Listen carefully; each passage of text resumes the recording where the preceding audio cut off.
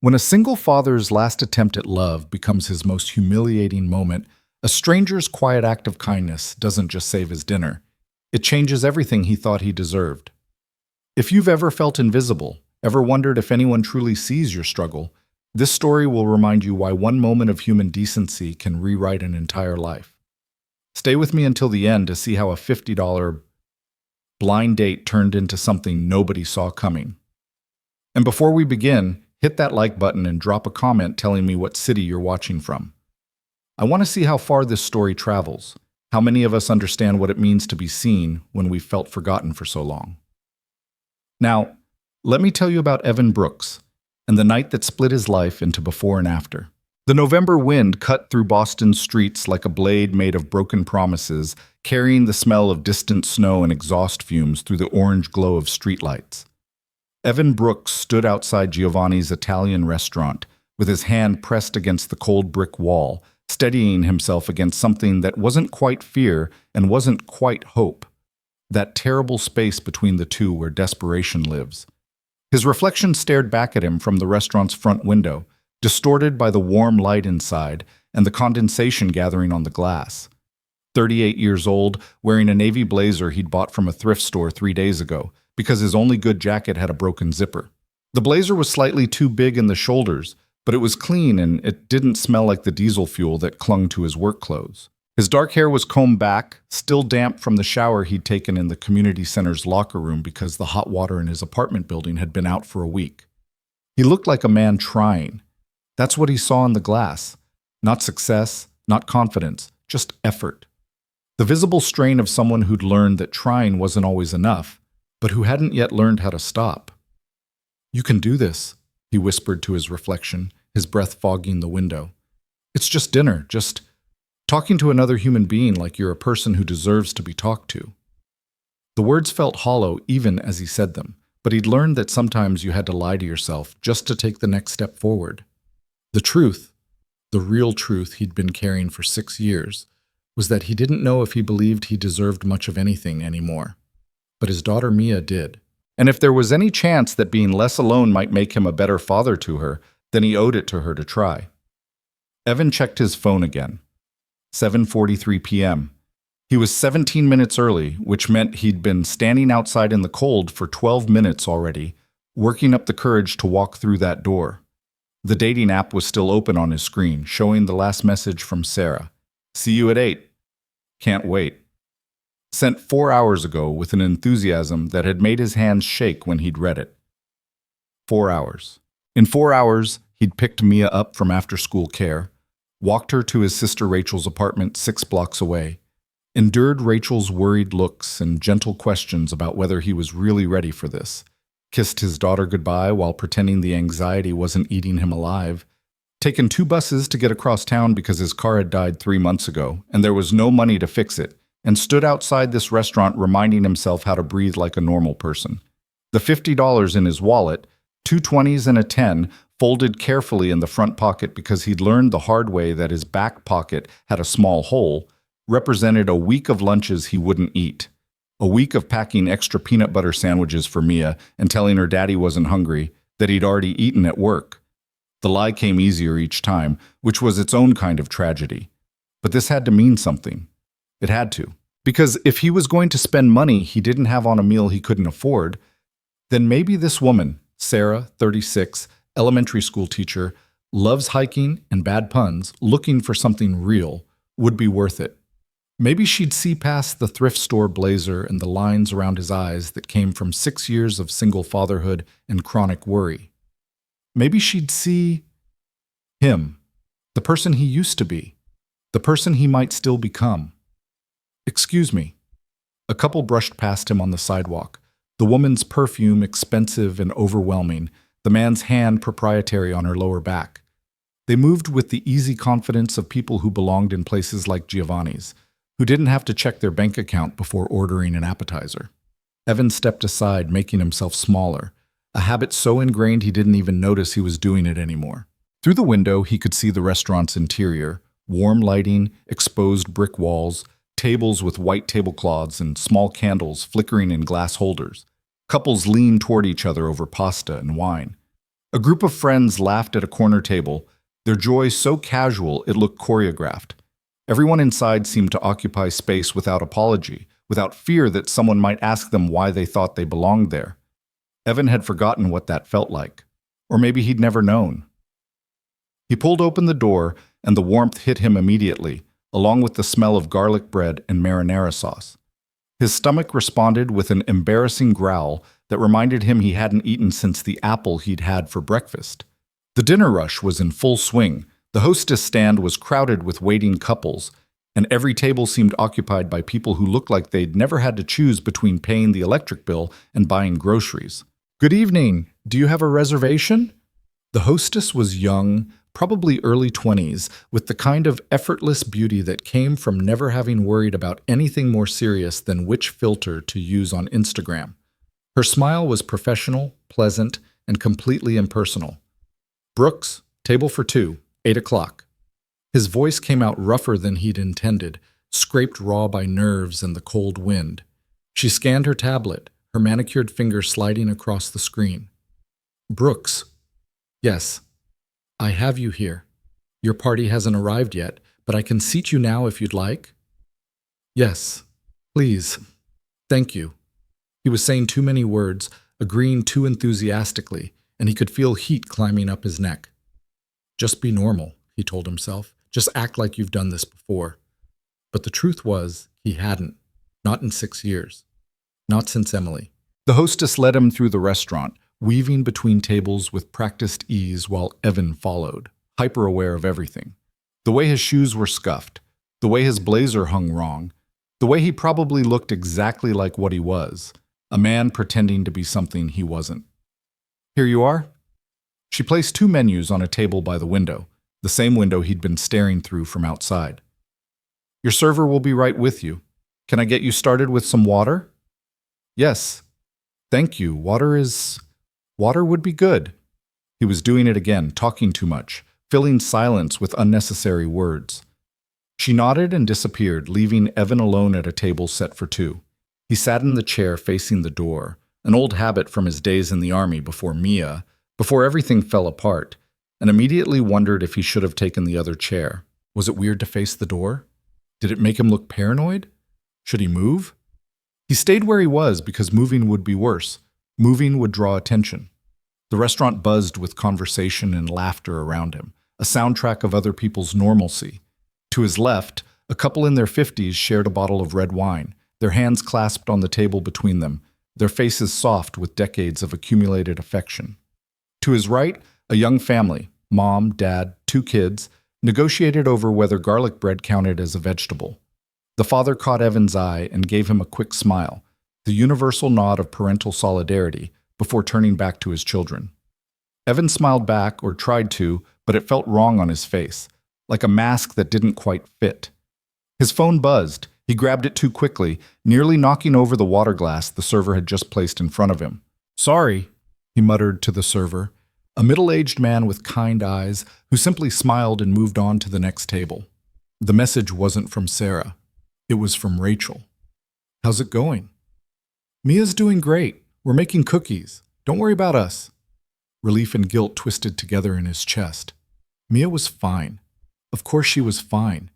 Rachel loved her, spoiled her, gave her the stability that Evan tried desperately to provide, but always felt like he was failing at.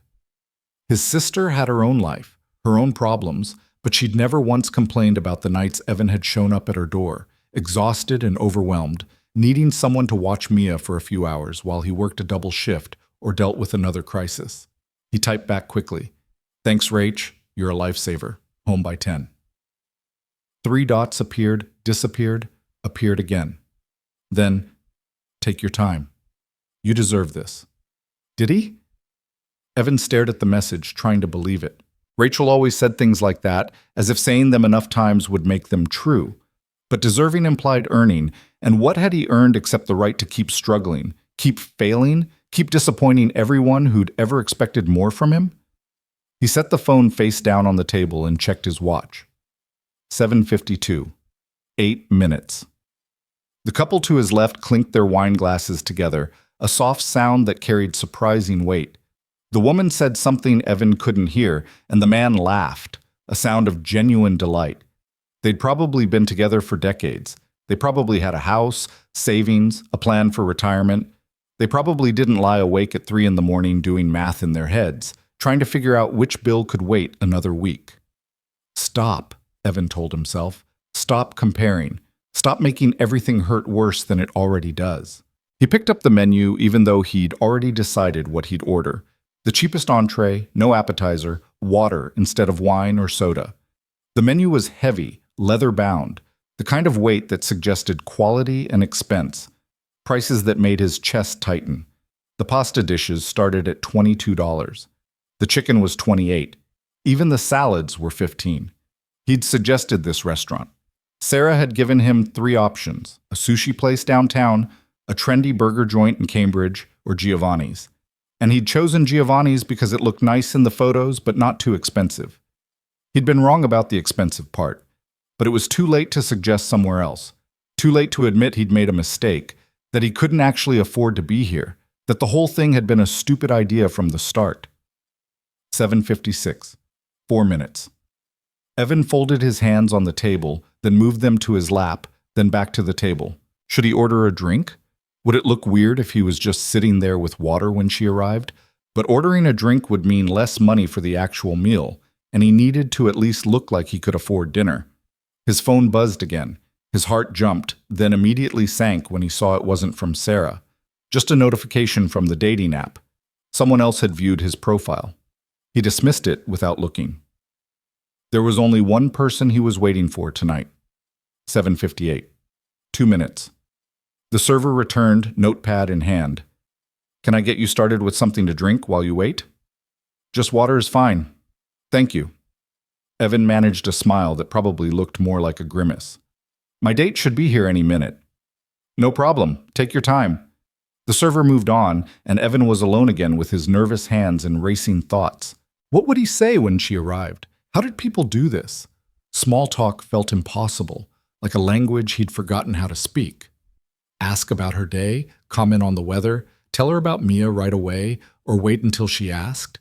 Being a single father was part of his profile. He'd been upfront about that, terrified that hiding it would be dishonest. But when did you mention that your whole life revolved around a 7-year-old who still had nightmares about her mother leaving? 7:59. 1 minute.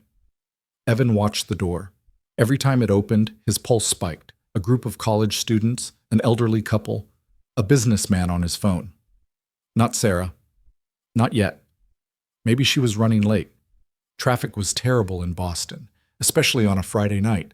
Or maybe she'd had trouble finding parking. Or maybe 8:00. The time on his phone flipped over to exactly 8 o'clock, and Evan felt something twist in his stomach. Not panic yet, not fear, just awareness. The acute consciousness of sitting alone at a table for 2, waiting for someone who should have been there by now. It's fine, he told himself. People run late. It's normal. Give her a few minutes. He picked up his water glass, realized his hand was shaking slightly, set it back down. The condensation left a ring on the white tablecloth, a small imperfection that seemed to grow more obvious the longer he stared at it. 8:03. 3 minutes wasn't late. 3 minutes was nothing, barely worth noticing. But Evan noticed. He noticed the way the hostess had started glancing at his table when she seated new arrivals. He noticed the server making another pass, not stopping this time, but definitely aware that Evan was still sitting there alone. He noticed the couple to his left finishing their wine, the father to his right ordering dessert for his kids, and the steady, relentless progression of time that made 3 minutes feel like 30. 8:06. His phone sat on the table, screen dark and silent. No message. No call. No, sorry, running late text that would ease the pressure building in his chest. This was fine. This was normal. People got delayed. He was overreacting because he was nervous, because this mattered too much, because he'd built it up in his head as something more significant than a first date with a stranger from an app. 8:10. 10 minutes. 10 minutes was starting to feel less like running late and more like something else. Something that made Evan's throat tight and his palms sweat. and his mind raced through every possible explanation that wasn't the one he was trying not to think about. Maybe she'd gotten into an accident. Maybe she was hurt. Maybe there was an emergency with her family. Maybe... His phone lit up. Evan grabbed it so fast he nearly dropped it. A message. Finally. Relief flooded through him before he even read what it said, before he saw the name at the top of the screen. Not Sarah. The message was from an unknown number, but the dating app notification showed it had come through the app's messaging system. Sarah had sent something. His hands were shaking for real now as he opened it. Whatever relief he'd felt evaporated as he read the words on the screen. LOL, you actually showed up? Did you really think I was coming? I only matched with you because my friends and I were bored and wanted to see how desperate guys are on these apps. You look so pathetic in your photos, like you're trying so hard to seem normal. Bet you can't even afford to eat there anyway. Have fun sitting alone, loser. Hope you're enjoying your sad little pity party. The words didn't process at first. Evan read them once, then again, then a third time, each word hitting harder than the last as his brain finally accepted what they meant. She wasn't coming. She'd never planned to come. This was a joke. He was a joke. The phone slipped from his fingers, clattering onto the table. The couple to his left glanced over. Evan didn't look at them. Couldn't look at them. His eyes were fixed on the screen, on those words, pathetic, desperate, loser, glowing in the dim restaurant light. His face was burning. His whole body was burning. Shame crashed over him in waves so powerful he couldn't breathe, couldn't think, couldn't do anything except sit there and feel the full weight of his own stupidity crushing down on him. He'd been excited. He'd been hopeful. He'd spent money he didn't have, left his daughter with his sister, stood outside in the cold talking himself into believing that maybe, just maybe, he was worth someone's time. And all of it, every single moment of nervous anticipation, had been for nothing. Worse than nothing. Entertainment. He'd been entertainment for some cruel woman and her bored friends. Evan's hands found the edge of the table, gripping it like it was the only thing keeping him from falling apart completely. His vision blurred at the edges, not from tears. He wouldn't cry, not here, not in front of all these people, but from the sheer force of humiliation. The server approached again. Ready to order? The words came from somewhere far away. Evan looked up at the man's kind face and wanted to tell him everything, wanted to explain that this had all been a terrible mistake, that he needed to leave, that he couldn't afford to be here anyway, and now there was no point in staying. But his voice wouldn't work. His throat was closed around something too big and too sharp to swallow. I'm still waiting, Evan managed. The lie tasted like copper. Just a few more minutes. The server nodded, understanding or pretending to understand, and moved on. Just a few more minutes. A few more minutes of sitting here at a table for two alone with a message on his phone that confirmed every terrible thing he'd ever thought about himself. A few more minutes of being visible in his invisibility, of being the man everyone could see was waiting for someone who would never arrive. He should leave. He knew he should leave. Should stand up, walk out, salvage whatever was left of his dignity. But his body wouldn't move. Because leaving meant admitting it was over. Admitting he'd been fooled. Admitting he'd wasted an evening and $50 and whatever remained of his hope on someone who'd seen him as nothing more than a punchline. So Evan sat there, frozen, while the restaurant carried on around him. Couples talked and laughed. Families ate together. The world continued, completely indifferent to the fact that his was currently caving in. 8:15. The phone buzzed again. Another message from Sarah. OMG, are you still there? My friend just drove by and saw you through the window. You're actually just sitting there like a complete idiot. This is too good. We're dying laughing over here. Please tell me you at least ordered something. I want to know how much money you wasted, thinking I actually wanted to meet you. Something inside Evan cracked, not broke. Breaking would have been merciful. This was worse. This was the slow fracture of realizing that his humiliation wasn't even over, that it was still happening, that somewhere across the city a group of people were actively enjoying his pain. His hands moved mechanically, locking the phone screen, setting it face down on the table where he wouldn't have to see it if she sent anything else. His jaw ached from clenching it so hard. His eyes burned. Don't cry. Don't you dare cry. He'd promised himself he wouldn't be this person anymore. The person who broke down, who fell apart, who couldn't handle the weight of his own life.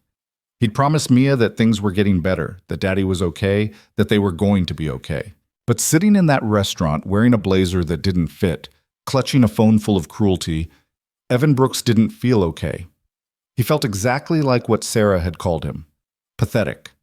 Desperate.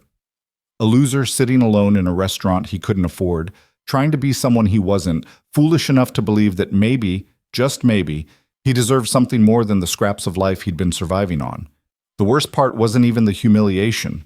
It was the confirmation, the proof that every fear he'd carried for 6 years was justified. He wasn't ready for this, wasn't good enough for this, wasn't worth anyone's time or effort or basic human decency. 25 feet away, at a table Evan hadn't noticed in his spiral of shame, Lena Sterling set down her wine glass and watched a man's world collapse in real time.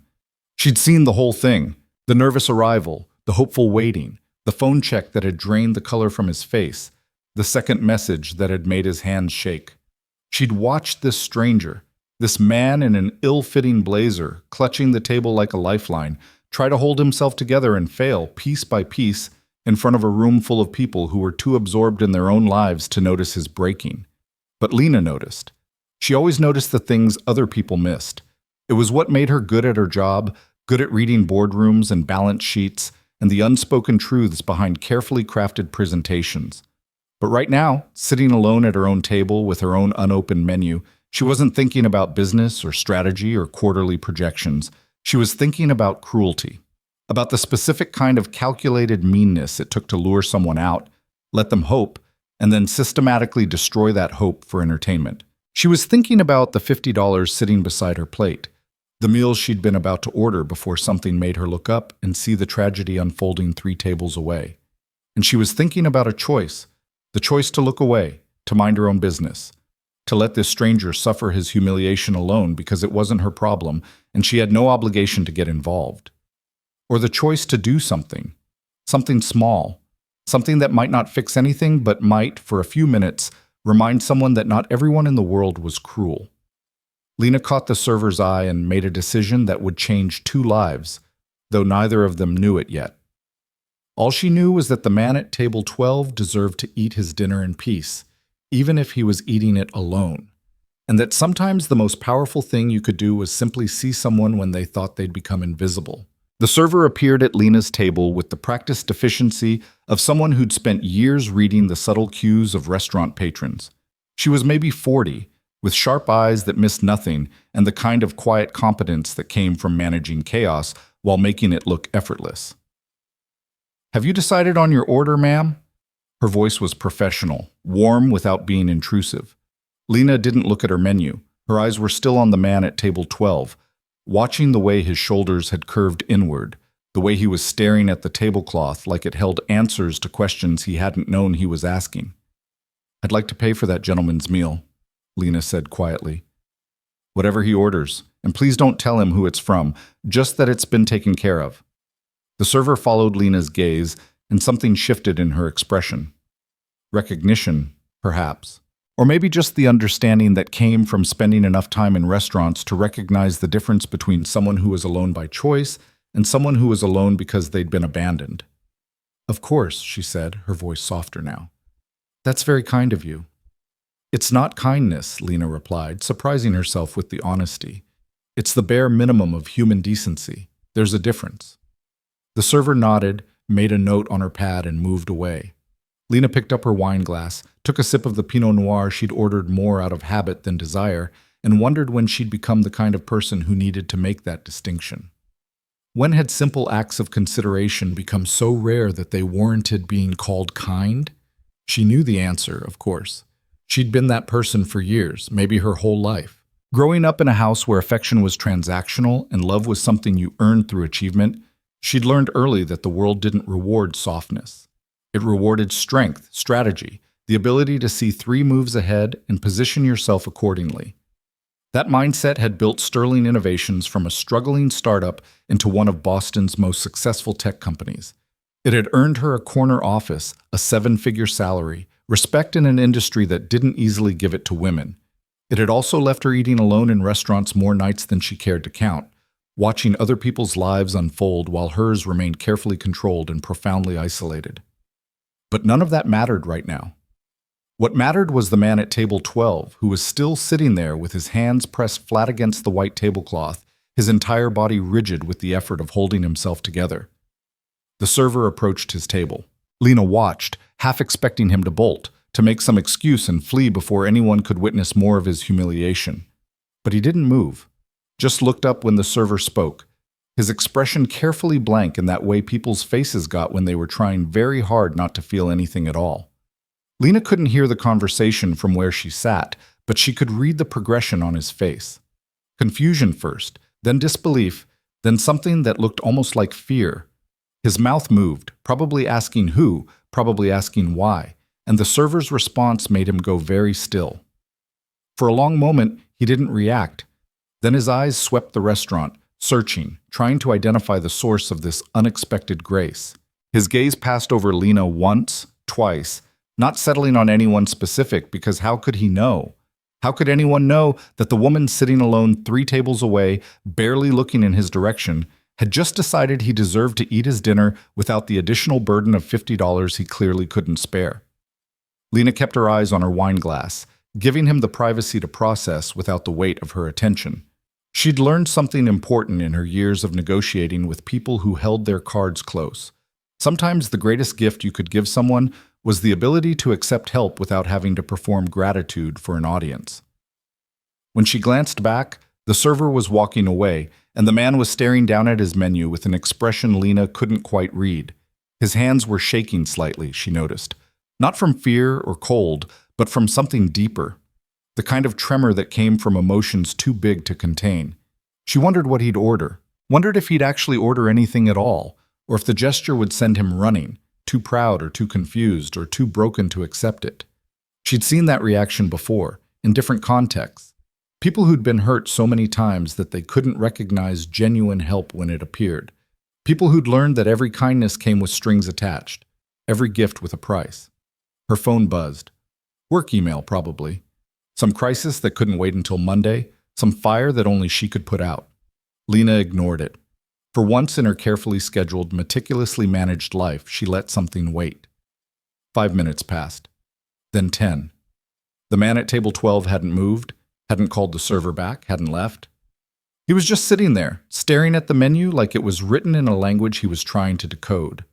Lena was about to look away, to give up on this small act of intervention and return to her own solitary dinner when something changed.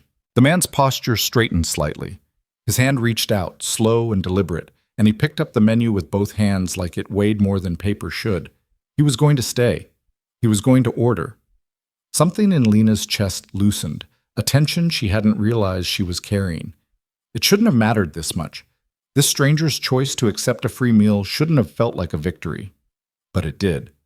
In a week of board meetings and budget reviews and strategic planning sessions where every decision carried weight and consequence, this moment, watching someone choose to let themselves be helped, felt more significant than any of it. The server returned to his table. This time, when she spoke to him, he responded. Lena couldn't hear the words, but she could see the exchange.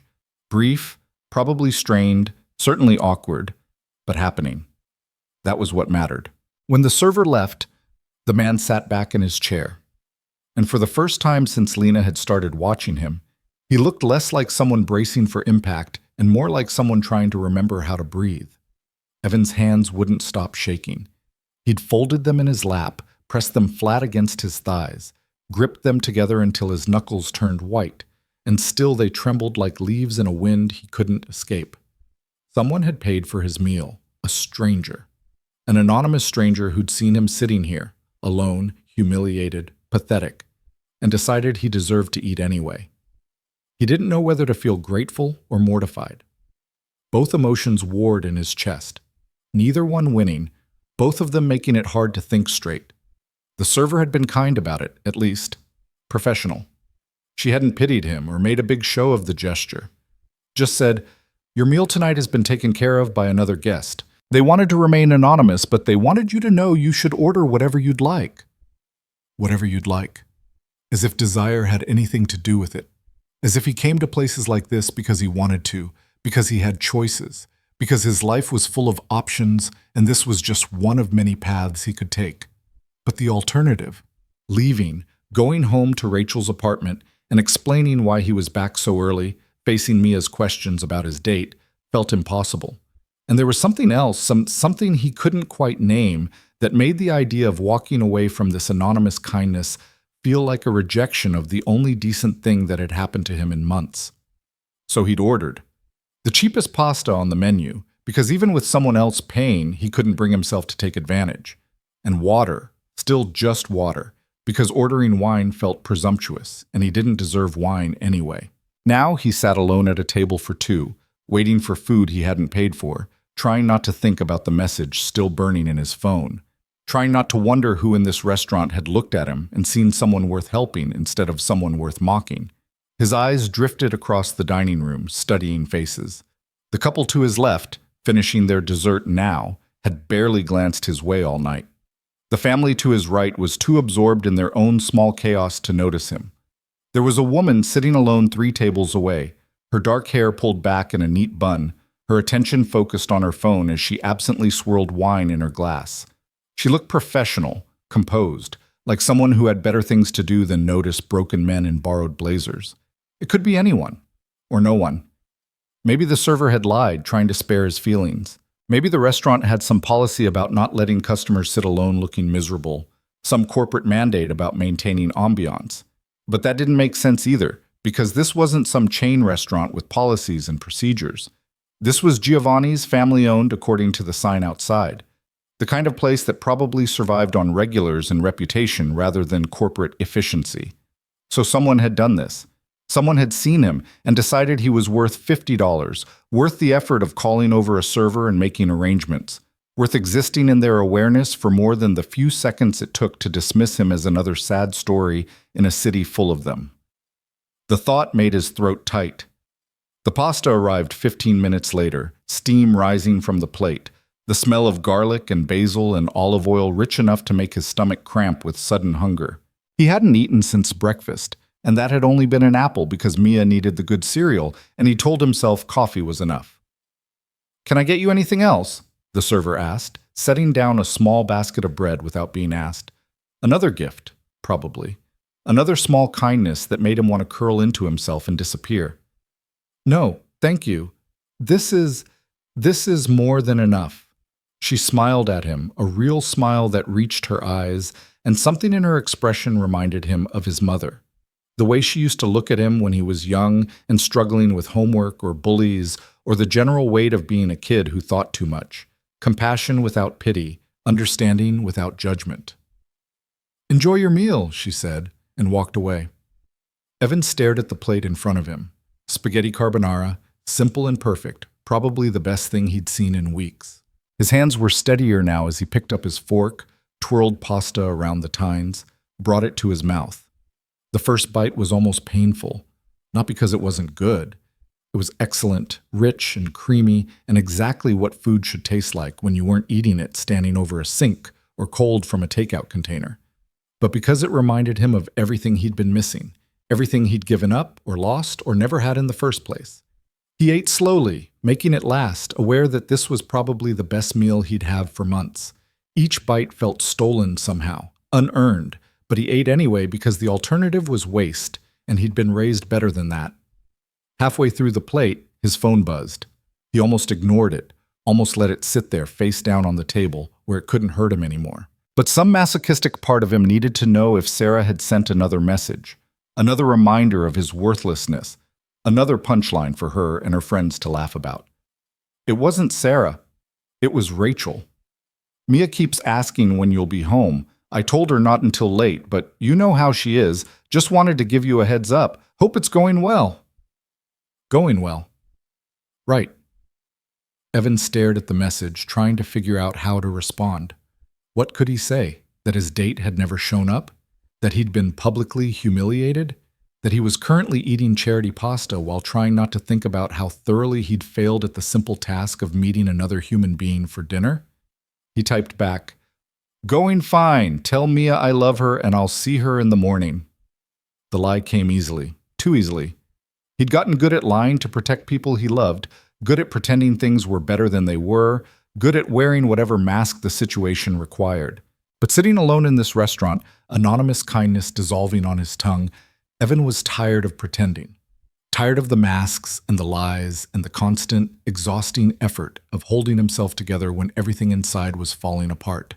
He set the phone down and went back to his pasta, chewing mechanically now, the pleasure of the first few bites fading into something closer to obligation. He needed to eat.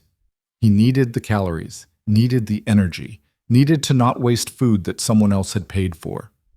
A burst of laughter came from somewhere behind him. Evan flinched without meaning to, the sound too loud, too joyful, too much a reminder of everything happening around him while he sat in his bubble of quiet devastation. He was almost finished with his meal when he felt it, the weight of being watched. That particular prickle of awareness that came from knowing someone's attention was focused on you.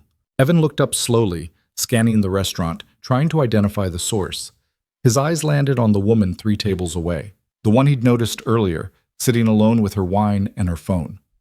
She wasn't looking at him now, but something in her posture, the angle of her shoulders, made him think she had been. Recently. Could it be her? Had she been the one? The thought was absurd.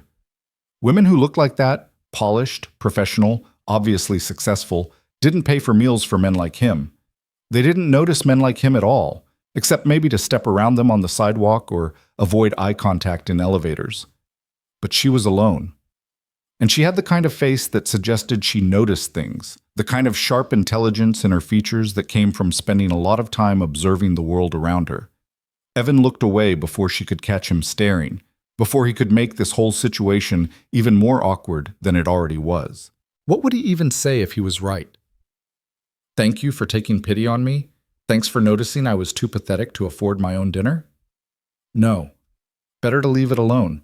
Better to finish his meal, leave a tip he couldn't afford because the server had been kind and that deserved acknowledgement, and go home to his sister's apartment where his daughter was waiting, and his real life, the one that didn't involve dating apps or failed blind dates or anonymous charity, could resume. He was reaching for the last piece of bread when someone approached his table, not the server this time. The woman. The one who'd been sitting alone. Evan's heart stuttered. Up close, she was even more striking. Dark eyes that missed nothing, high cheekbones, an expression that managed to be both neutral and somehow warm at the same time. She was probably in her early 40s, wearing a charcoal blazer that actually fit, carrying herself with the kind of natural authority that suggested she was used to being in charge. "I'm sorry to interrupt," she said, her voice low and measured, "but I wanted to ask if the seat across from you was taken." Evan stared at her, his brain struggling to process the question. Was she serious? Could she not see the very obvious empty chair, the unused place setting, the complete lack of another human being? His voice came out rough. He cleared his throat, tried again. "No, it's not taken. May I sit? Just for a moment." It wasn't really a question, more a courtesy. She was already pulling out the chair, already settling into it with practiced ease. Evan nodded because what else could he do? His mouth had gone dry. This was her. Had to be her. Why else would she approach him, a stranger, in a crowded restaurant? She folded her hands on the table, studying him with a directness that should have been uncomfortable but somehow wasn't. There was no pity in her eyes, no condescension, just curiosity, and maybe something else. Recognition, perhaps, the kind that came from seeing yourself in someone else's struggle. "I'm Lena," she said simply. Evan. His name felt strange in his mouth, like he was introducing someone he didn't quite recognize anymore. "Evan?" she repeated, testing the sound of it. "I hope you don't think I'm being intrusive, but I noticed you were waiting for someone earlier." Heat flooded his face. So she had seen everything probably. The hopeful waiting, the message that had destroyed him, the way he'd sat there frozen while his humiliation played out for anyone paying attention. "I was," he managed. "She didn't show up." I gathered. Lena's expression didn't change, but something in her voice softened. That was incredibly cruel of her. The validation hit harder than Evan expected. Someone else saying it, acknowledging that what had happened wasn't normal or acceptable or something he should just brush off. It made the whole thing real in a way it hadn't been when it was just him and his thoughts and a cruel message on his phone. "You paid for my meal," he said. Not a question. He knew now, with complete certainty. Lena didn't deny it. "I did." "Why?" The question hung between them, heavy with all the things Evan wasn't saying. Why would you care? Why would you waste money on someone like me? Why would you see me when I feel invisible? Lena was quiet for a moment, considering. When she spoke, her words were careful, deliberate, chosen with the precision of someone who understood that language mattered.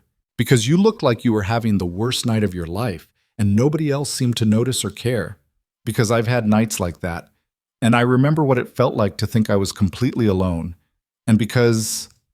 She paused, something flickering across her face too quickly to identify. "Because you deserve to eat your dinner in peace, regardless of whether someone else decided you were worth their time. You are. Worth it, I mean." The last three words nearly undid him. "You are.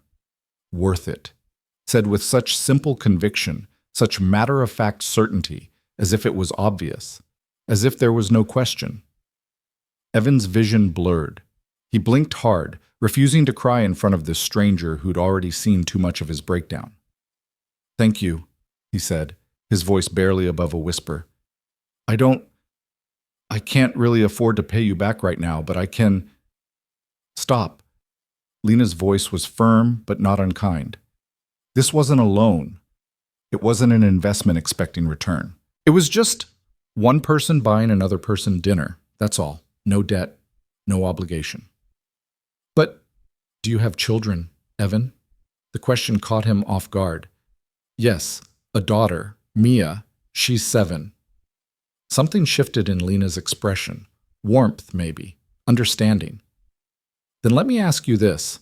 If Mia needed something, food, help, whatever, and a stranger provided it, would you want her to feel indebted? Would you want her carrying that weight?" "No, of course not." "Then why are you carrying it?" Lena leaned forward slightly, her eyes intent on his. "You're allowed to accept help without making it a transaction. You're allowed to let someone do something kind without turning it into a debt you have to repay. That's what I'm trying to tell you." Evan wanted to argue, wanted to explain that it wasn't that simple, that accepting help felt like admitting defeat, like confirming all the ways he'd failed. But the words wouldn't come because maybe she was right.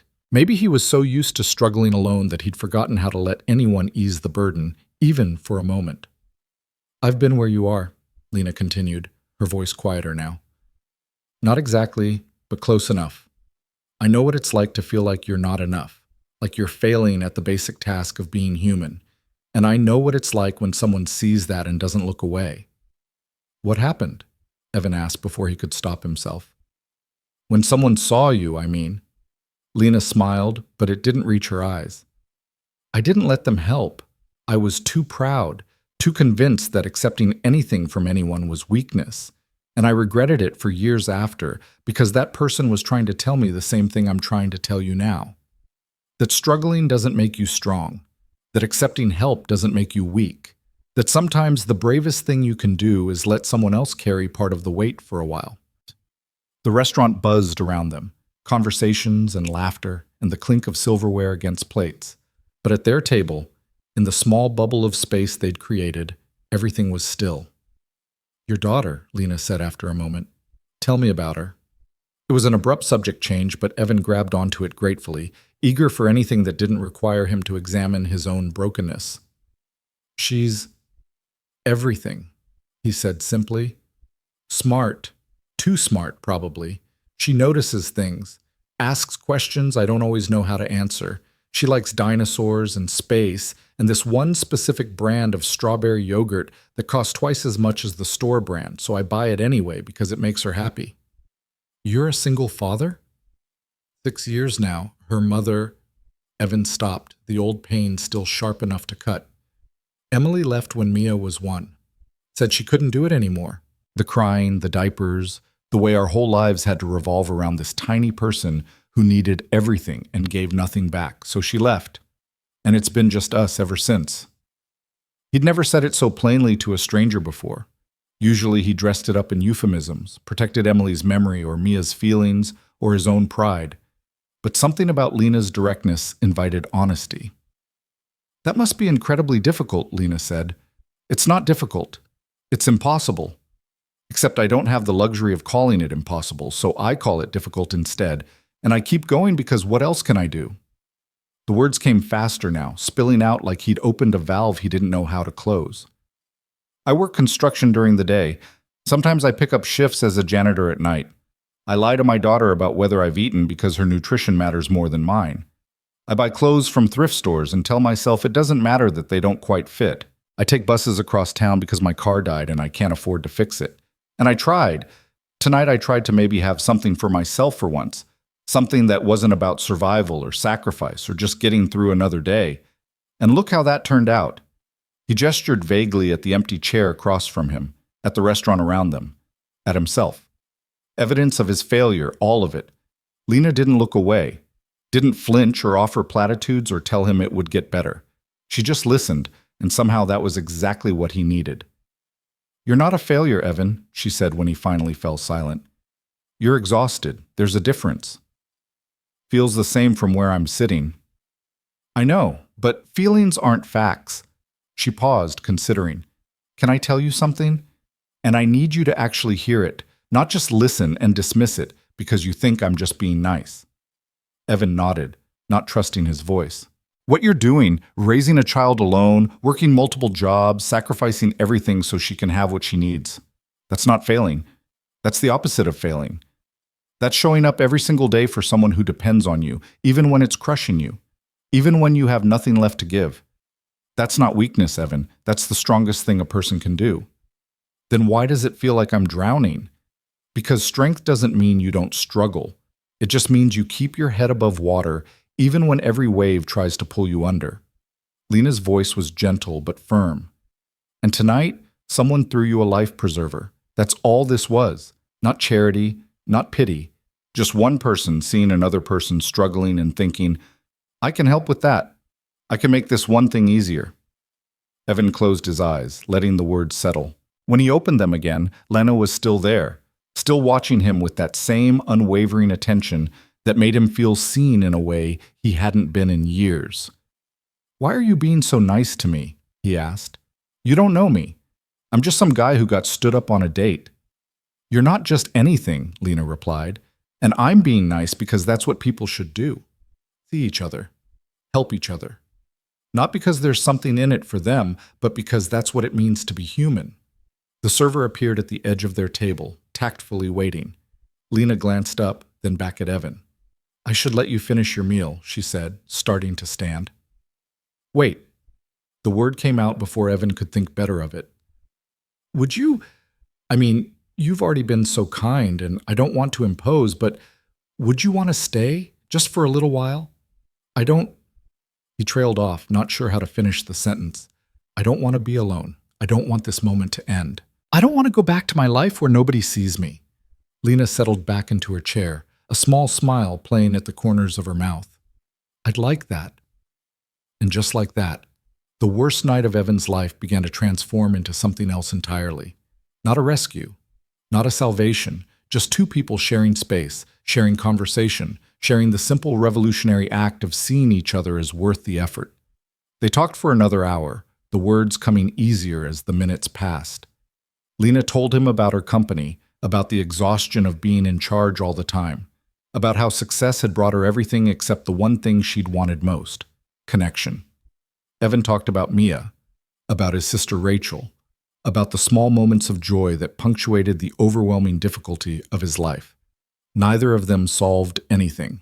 Neither of them fixed the fundamental challenges they faced. But for those 60 minutes in a Boston restaurant, surrounded by the noise of other people's lives, they reminded each other what it felt like to matter to someone, to be heard, to exist as more than their struggles. When they finally stood to leave, Lena handed Evan a business card with her contact information.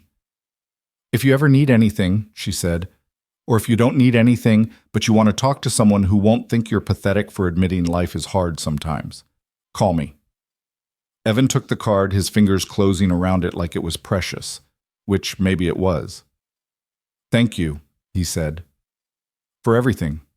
For seeing me when I felt invisible. You were never invisible, Evan. You just needed someone to prove it. They parted ways on the sidewalk outside Giovanni's, Lena heading toward the parking garage and Evan toward the bus stop. He watched her go, this stranger who'd become something more in the space of an evening and felt something he hadn't felt in 6 years. Hope. Not the fragile, desperate hope that had brought him to the restaurant in the first place. Something sturdier, the kind built on the foundation of being known, being seen, being valued by someone who had no reason to lie. His phone buzzed. Another message. For a moment, fear spiked. What if it was Sarah again? What if the cruelty wasn't over? But when he looked at the screen, it was just Rachel.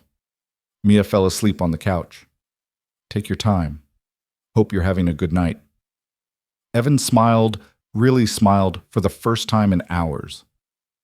I am, he typed back. Better than I expected. And standing there on a cold Boston street, holding a business card that felt like a promise and a pasta dinner that tasted like grace, Evan Brooks began to believe that maybe he wasn't as alone as he'd thought. Maybe sometimes the world gave you exactly what you needed, right when you'd stopped believing you deserved it. The business card lived in Evan's wallet for 3 days before he worked up the courage to look at it again. Not because he'd forgotten about Lena, she'd occupied his thoughts almost constantly since that Friday night, but because examining the card meant deciding what to do about it. And deciding required a kind of bravery he wasn't sure he possessed. Monday morning found him on a construction site in Dorchester, hauling equipment in the November cold while his mind replayed their conversation for the 100th time. The way she'd looked at him without pity. The way she'd listened like his words mattered. The way she'd somehow made him feel less alone in a crowded restaurant than he'd felt in 6 years of actual solitude. Brooks, you planning to move that lumber or just stare at it? His foreman's voice cut through the memory, sharp with impatience. Sorry, Mike. On it. Evan hefted the 2x4s, his muscles protesting the weight after a weekend of restless sleep and too many thoughts. The physical labor was usually a relief, a way to shut off his brain and let his body do what it was trained to do. But today, every movement felt mechanical, his mind stubbornly elsewhere. During lunch break, sitting on a stack of plywood with his peanut butter sandwich and thermos of coffee, Evan pulled out his wallet. The card was tucked behind his expired driver's license, the thick cream-colored paper somehow elegant despite being slightly worn at the edges from 3 days of handling. Lena Sterling, CEO, Sterling Innovations. A phone number, an email address. And handwritten on the back in neat script, You matter. Don't forget. 3 words that had kept him awake at night, turning them over in his mind like stones he was trying to read in the dark. You matter. As if it was simple. As if she could just decide that about him and make it true. Who's the fancy lady? Carlos, one of the younger guys on the crew, peered over his shoulder before Evan could put the card away. Nobody. Just someone I met. Evan tucked the card back into his wallet, heat climbing his neck. Must be somebody if you're carrying her card around like a lucky charm. Carlos grinned, nudging him with an elbow. She pretty? It's not like that. Sure it's not. That's why you've been walking around with your head in the clouds for 3 days. Carlos took a bite of his burrito, still grinning. You should call her, man. What's the worst that could happen? Evan could think of several worst-case scenarios, actually. She could realize she'd made a mistake, that he'd misread her kindness for something more than it was. She could be busy, important, too occupied with her actual life to waste time on someone like him. She could answer the phone and not remember who he was, this forgettable man she'd pitied at a restaurant. Or she could answer, and everything could be exactly as terrible as he feared, and he'd have to face the confirmation that Friday night had been an aberration, a moment of grace that couldn't be replicated in the harsh light of ordinary days. The worst that could happen is I make a fool of myself, Evan said finally. Brother, you're already making a fool of yourself by not calling. At least if you call, you'll know. Carlos stood, crumpling his burrito wrapper. Life's too short to wonder what if, you know? The afternoon stretched on, repetitive and exhausting. Evan's hands knew the work without his brain's involvement. Measure, cut, nail, repeat. The rhythm was almost meditative, except his thoughts kept circling back to the same question. What if? What if he called and she actually wanted to talk to him? What if their conversation hadn't been a one-time kindness, but the beginning of something real? What if he was so busy protecting himself from disappointment that he was throwing away the first genuine connection he'd felt in years? By the time his shift ended at 5, Evan had made and unmade the decision to call at least a dozen times. He rode the bus to Rachel's apartment, picked up Mia, and listened to her excited chatter about the solar system project she was working on at school, all while the cards seemed to burn through his wallet and into his hip. "Daddy, are you listening?" Mia tugged on his sleeve as they walked the 6 blocks to their apartment. "Of course, sweetheart. You were telling me about Saturn's rings." "No, that was 5 minutes ago. Now I'm talking about how Mrs. Patterson said I can present my project to the whole class." She looked up at him with those serious dark eyes that were so much like Emily's it sometimes hurt to meet them. "You seem distracted." 7 years old, and she could read him better than most adults. Evan squeezed her hand gently. "Just thinking about grown-up stuff. Nothing for you to worry about."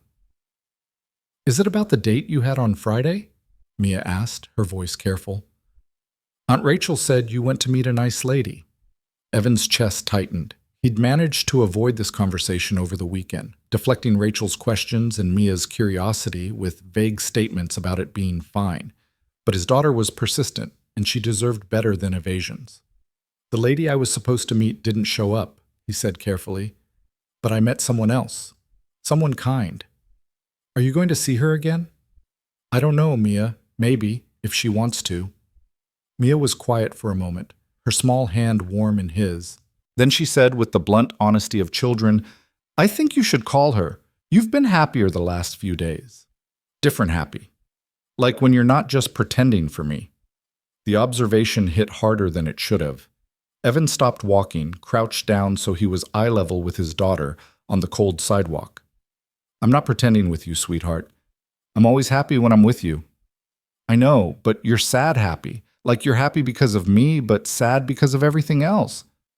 Mia's expression was solemn, too knowing for someone who should still believe in uncomplicated joy. "If this lady makes you regular happy, you should talk to her." Evan pulled her into a hug, holding her tight against the November wind and the weight of her terrible, perfect understanding. When had she gotten so perceptive? When had she started carrying the burden of his unhappiness alongside her own childhood? "When did you get so smart?" he asked, his voice rough. "I've always been smart. You just don't always notice because you're busy being worried." She pulled back, studying his face. "So will you call her?" "Yeah," Evan heard himself say. "Yeah, I think I will." That night, after Mia was asleep in the bedroom they shared, her small bed against one wall, his mattress on the floor against the other, Evan sat in their tiny kitchen with Lena's card on the table in front of him and his phone in his hand. It was 8:30. Too late, too early? Was there a proper time to call someone who'd bought you dinner and told you that you mattered? Was there etiquette for this situation that he was supposed to know? He'd composed and deleted 7 text messages already, each one sounding worse than the last. Too casual, too formal, too desperate, too indifferent. Nothing felt right because nothing could adequately express what he wanted to say. "Thank you for seeing me.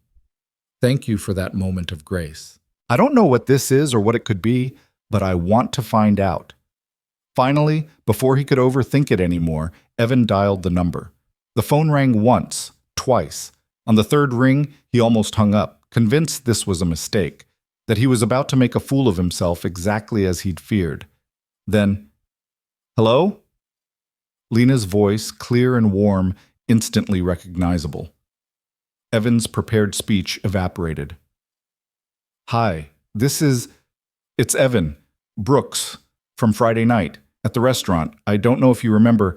"Evan," the warmth in her voice intensified. "Of course I remember. I'm glad you called." "You are." The words came out before he could stop them, too raw, too honest. "I am. I was hoping you would." A pause, and he could hear background noise, voices, movement, the ambient sound of public space.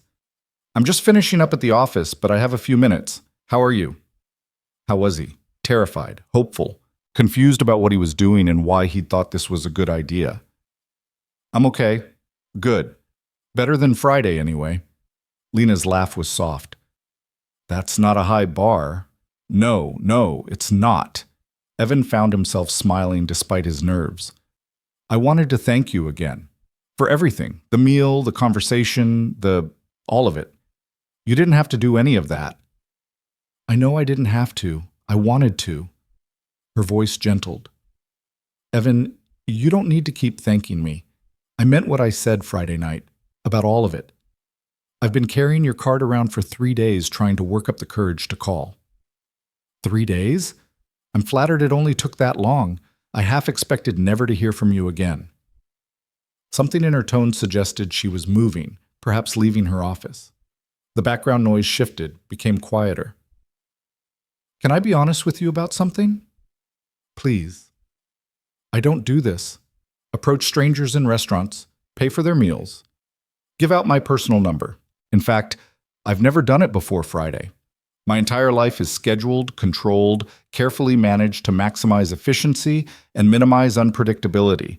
And then I saw you sitting there and something just shifted. I couldn't not help. And when we talked, when you opened up about your life and your daughter, I realized how lonely I've been in my perfectly controlled existence. Evan absorbed this, trying to reconcile the confident woman from Friday night with this admission of isolation. You seemed so put together, like you had everything figured out. That's what 30 years of practice looks like. I've gotten very good at appearing like I have my life in perfect order. But appearing and being are two different things. A pause. I run a company with 200 employees. I make decisions that affect people's livelihoods every day. I have a corner office and a car that costs more than most people make in a year. And I eat dinner alone more nights than I can count because I've prioritized success over everything else, including basic human connection. Why are you telling me this? Evan asked quietly.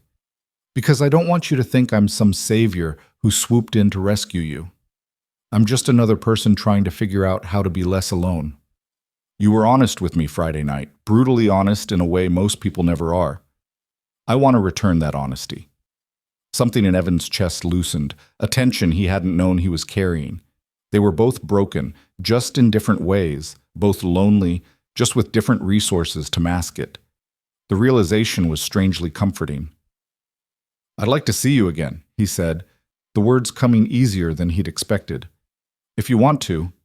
I don't know what that looks like or what you'd want from someone like me, but someone like you? Lena interrupted gently. Evan, stop doing that. Stop diminishing yourself. You're a father raising a child alone while working multiple jobs. You're someone who shows up even when it's hard, even when you're exhausted, even when people are cruel to you. That's not someone like you. That's someone remarkable. I don't feel remarkable. I feel like I'm barely holding it together most days. Most remarkable people do. The ones who think they're remarkable are usually insufferable. He could hear the smile in her voice. So yes, I'd like to see you again. What does your schedule look like? Evan almost laughed. His schedule was a patchwork of construction shifts, janitor work, and the hours he could beg Rachel to watch Mia. Complicated. I work construction during the day, and sometimes I pick up evening shifts cleaning office buildings. And I have Mia most of the time. What about coffee? Saturday morning, if you're free. There's a place near the Boston Common that opens early. You could bring Mia if you need to. The offer was so casual, so matter-of-fact, as if having a 7-year-old along on a coffee date was completely normal. Most women he'd encountered over the years, admittedly few, had treated Mia like an inconvenience at best, a deal-breaker at worst. Are you sure? She asks a lot of questions. About everything. She doesn't really have a filter. I like smart children who ask questions. They're more interesting than most adults I talk to. Lena paused. Evan, I'm not asking you to compartmentalize your life. Your daughter is part of who you are. I'd like to meet her if you're comfortable with that. Comfortable. Was he comfortable introducing Mia to someone he'd known for less than a week? Someone who might disappear as quickly as she'd appeared, leaving both of them to deal with the fallout? But the alternative was saying no, was pushing away this connection before it had a chance to become anything real. And Mia had been right. He'd been sad happy for so long he'd forgotten what the regular kind felt like. Maybe it was worth the risk. Saturday morning, he agreed. 10 o'clock? Perfect. Text me when you're on your way." Her voice warmed. "I'm looking forward to it, Evan. To seeing you again. To meeting the daughter who clearly means everything to you." After they hung up, Evan sat in his quiet kitchen for a long time, staring at his phone like it held answers to questions he was afraid to ask. What was he doing? What was he hoping for? What happened when someone like Lena, successful, sophisticated, clearly out of his league, realized that his life was an endless cycle of barely making rent and choosing between necessities? But beneath the fear was something else: anticipation. The fragile, tentative hope that maybe this wouldn't end in disappointment, that maybe, for once, something good could happen without immediately falling apart. Saturday morning arrived cold and bright, the kind of November day that promised snow but hadn't delivered yet. Evan woke early, his stomach churning with nerves, and found Mia already awake, sitting on her bed with her solar system project spread out around her. "Is today the day we meet your friend?" she asked, without looking up from the careful arrangement of painted styrofoam balls. "Her name is Lena, and yes, if you still want to come." "Of course I want to come. I need to make sure she's nice to you." Mia glanced up, her expression serious. "Aunt Rachel says some people aren't nice even when they pretend to be. I'm good at telling the difference." Evan's heart squeezed.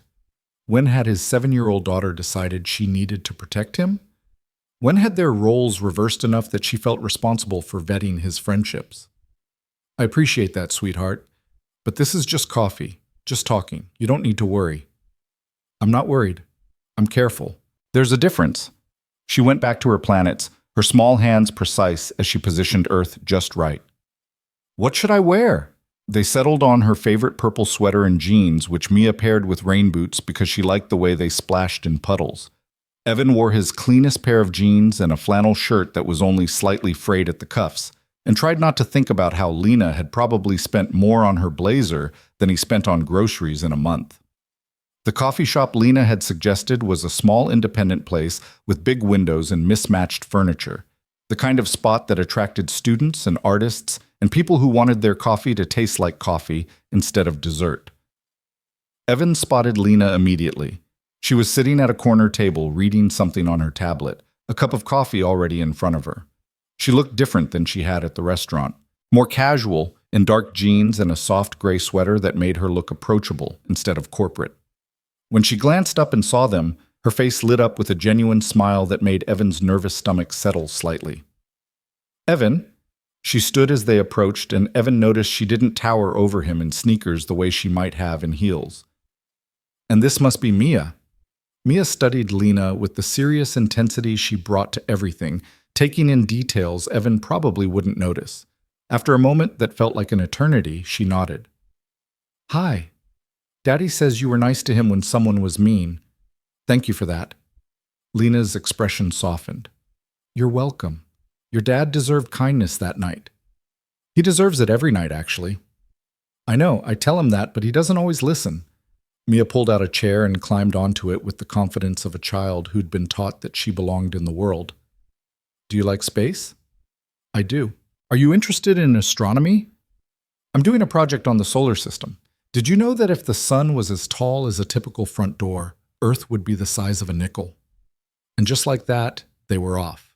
Evan ordered coffee for himself and hot chocolate for Mia, then sat back and watched his daughter interrogate Lena with questions about planets, stars, and whether she thought there was life on other worlds. To Lena's credit, she didn't talk down to Mia or dismiss her curiosity. She engaged fully, asking follow-up questions, admitting when she didn't know something, treating Mia's interests with the same seriousness she probably brought to business meetings. "Your daughter is brilliant," Lena said when Mia excused herself to use the bathroom, her voice warm with genuine admiration. "She has your eyes, and your honesty. She's the best thing I've ever done. The only thing I know for certain I got right." Well, Evan wrapped his hands around his coffee cup, grateful for the warmth. "Thank you for being patient with her questions. Most people get overwhelmed pretty quickly." "Most people are boring." Lena leaned forward slightly. "She's perceptive too. The way she looked at me when you first arrived, she was evaluating whether I'm safe for you to be around. She's protective of you." "She shouldn't have to be. She's 7. She should be worried about 7-year-old things, not whether her dad is okay. But she is worried because she loves you. That's not a burden you put on her, Evan. That's just what happens when people love each other. They worry. They want the best for each other. Lena paused, choosing her words carefully. Has it been just the two of you since her mother left? Mostly. My sister Rachel helps when she can. But yeah, it's primarily been me and Mia figuring things out as we go. That must be exhausting. It's terrifying, Evan admitted. Every decision feels massive because I'm the only one making it. What school, what doctor, how to talk to her about her mother, when to push her, and when to let her rest. I'm making it up as I go and hoping I'm not screwing her up too badly. You're not screwing her up. She's confident, curious, kind. Those things don't happen by accident. They happen because someone is doing the hard work of parenting well. Before Evan could respond, Mia returned, climbing back into her chair with a folded piece of paper in her hand. I drew this for you, she announced, sliding the paper across the table to Lena. It's Saturn. It's my favorite planet because the rings are beautiful and it's made of gas, but it still exists. I think that's cool. Lena unfolded the drawing carefully, studying the careful crayon rendition of Saturn with its rainbow-colored rings. This is wonderful, Mia. Thank you. I'm going to put this on my desk at work. Really? Mia's eyes widened. At your important job. Especially at my important job. Sometimes when I'm having difficult meetings, I'll look at it and remember that there are more interesting things in the universe than quarterly reports. Lena caught Evan's eye, and something passed between them. Understanding, maybe. Or recognition of something neither of them had names for yet. They stayed for another hour, the conversation flowing easier than it had any right to. Lena told them about Sterling Innovations, explaining what her company did in terms simple enough for Mia to follow. She asked about Mia's school, her favorite subjects, what she wanted to be when she grew up. I want to be an astronaut, Mia declared, or a paleontologist, or maybe both. Can you be both? I don't see why not. The best way to be good at anything is to be curious about everything. Lena glanced at her watch, then seemed to make a decision. I have something I'd like to run by both of you, if you have a few more minutes. Evan nodded, curious. My company is starting a new initiative focused on work-life balance and supporting employees with families. Part of that is understanding what real families actually need, not what executives think they need. She looked directly at Mia. I was wondering if you and your dad would be willing to come tour Sterling Innovations sometime. I'd love your perspective on what would make a workplace more family-friendly. And Mia, I'd particularly like to hear your thoughts on what would help kids feel welcome in spaces where their parents work. Mia's face lit up. Like a field trip? Exactly like a field trip. We could order lunch, you could explore the office, meet some of the people who work there. And if you have ideas about how we could make things better for employees with children, I'd genuinely like to hear them. Evan's throat tightened. She was asking for Mia's input, treating his 7-year-old daughter like her opinions mattered, like her perspective had value. Most people barely acknowledged Mia existed beyond polite hellos. Lena was inviting her into her professional space, suggesting that a child's view might actually improve how a company operated. We'd love to, Evan managed, if you're sure. I'm completely sure. How about next Saturday? Say 11 o'clock? That gives you time to sleep in a bit. Lena smiled at Mia. What do you think? Want to help me make my company better? Yes! Mia bounced in her seat. Can I bring my solar system project? I have to finish it by next Friday, and maybe your employees would like to see it. I think they'd love to see it. We have a presentation room you could use. As they left the coffee shop, Mia slipped her hand into Evan's on one side, and after a moment's hesitation, reached for Lena's hand on the other. It was such a simple gesture, such a natural expression of trust, but it made Evan's eyes sting with emotions he couldn't name. Lena squeezed Mia's hand gently, and when she met Evan's gaze over his daughter's head, he saw his own wonder reflected back at him. This was happening. Whatever this was, it was becoming real. Not just a moment of grace in a restaurant, but something with continuity, with future implications, with the possibility of changing the shape of their lives. I like her, Mia announced as they rode the bus home later. She listens, really listens, not pretend listens like some grown-ups do. I like her too, Evan admitted. Are you going to be boyfriend-girlfriend? The question, delivered with childlike directness, made Evan choke on air. I don't. We just met, sweetheart. It's too early for that kind of talk. But you like her in the special way. I can tell. Mia swung her legs, her rain boots thumping against the bus seat. It's okay if you do, Daddy. You're allowed to like someone who's nice to you. The wisdom of 7-year-olds. Evan pulled her close, kissed the top of her head. When did you get so smart about feelings? I've always been smart about feelings. You just don't usually ask me about them. She snuggled against his side. I think maybe we could be happy. The three of us. Not right away, but maybe eventually. If she wants to be part of our family. The hope in her voice was almost unbearable. Evan wanted to protect her from disappointment, wanted to caution her not to get attached too quickly, wanted to remind her that good things in their lives had a tendency to disappear, but he also wanted to believe that maybe, just maybe, this time would be different. That night, after Mia was asleep, Evan's phone buzzed with a text from Lena. Thank you for today. Meeting Mia was a joy. She's absolutely brilliant, and she clearly adores you. See you next Saturday? And Evan, you're doing an incredible job. I hope you know that. He stared at the message for a long time before responding. Thank you for seeing us. Both of us. Looking forward to Saturday. Her reply came quickly. I see you, Evan. Both of you. That's not going to change. And lying on his mattress on the floor of his daughter's bedroom, in their tiny apartment with thin walls and a heater that barely worked, Evan Brooks let himself believe it might be true. The week between coffee and the office visit passed in a strange suspension of time, each day feeling simultaneously endless and too short. Evan found himself checking his phone more often than he should, reading and rereading Lena's messages like they contained hidden meanings he might have missed the first dozen times. Their texts were frequent, but never intrusive. She'd send him articles about parenting or space exploration with notes like, thought Mia might find this interesting, or reminded me of your conversation about teaching her to advocate for herself. He'd respond with updates about Mia's solar system project, or observations about his day that felt safe to share. Small windows into their separate lives that somehow made the distance between coffee dates feel less vast. On Wednesday, Evan's phone rang during his lunch break. Lena's name on the screen sent his pulse racing in a way that felt both exciting and terrifying. Hey, he answered, stepping away from the construction site noise. Everything okay? Everything's fine. I was just thinking about Saturday and wanted to make sure you knew there's no pressure around the office visit. Her voice carried the background hum of traffic. If it feels like too much, or if you'd rather just grab lunch somewhere instead, that's completely fine. Are you having second thoughts? The question came out more vulnerable than Evan intended. No, not at all. I'm worried you might be. A pause, and he could hear her choosing words carefully. Evan, I know my world probably looks very different from yours.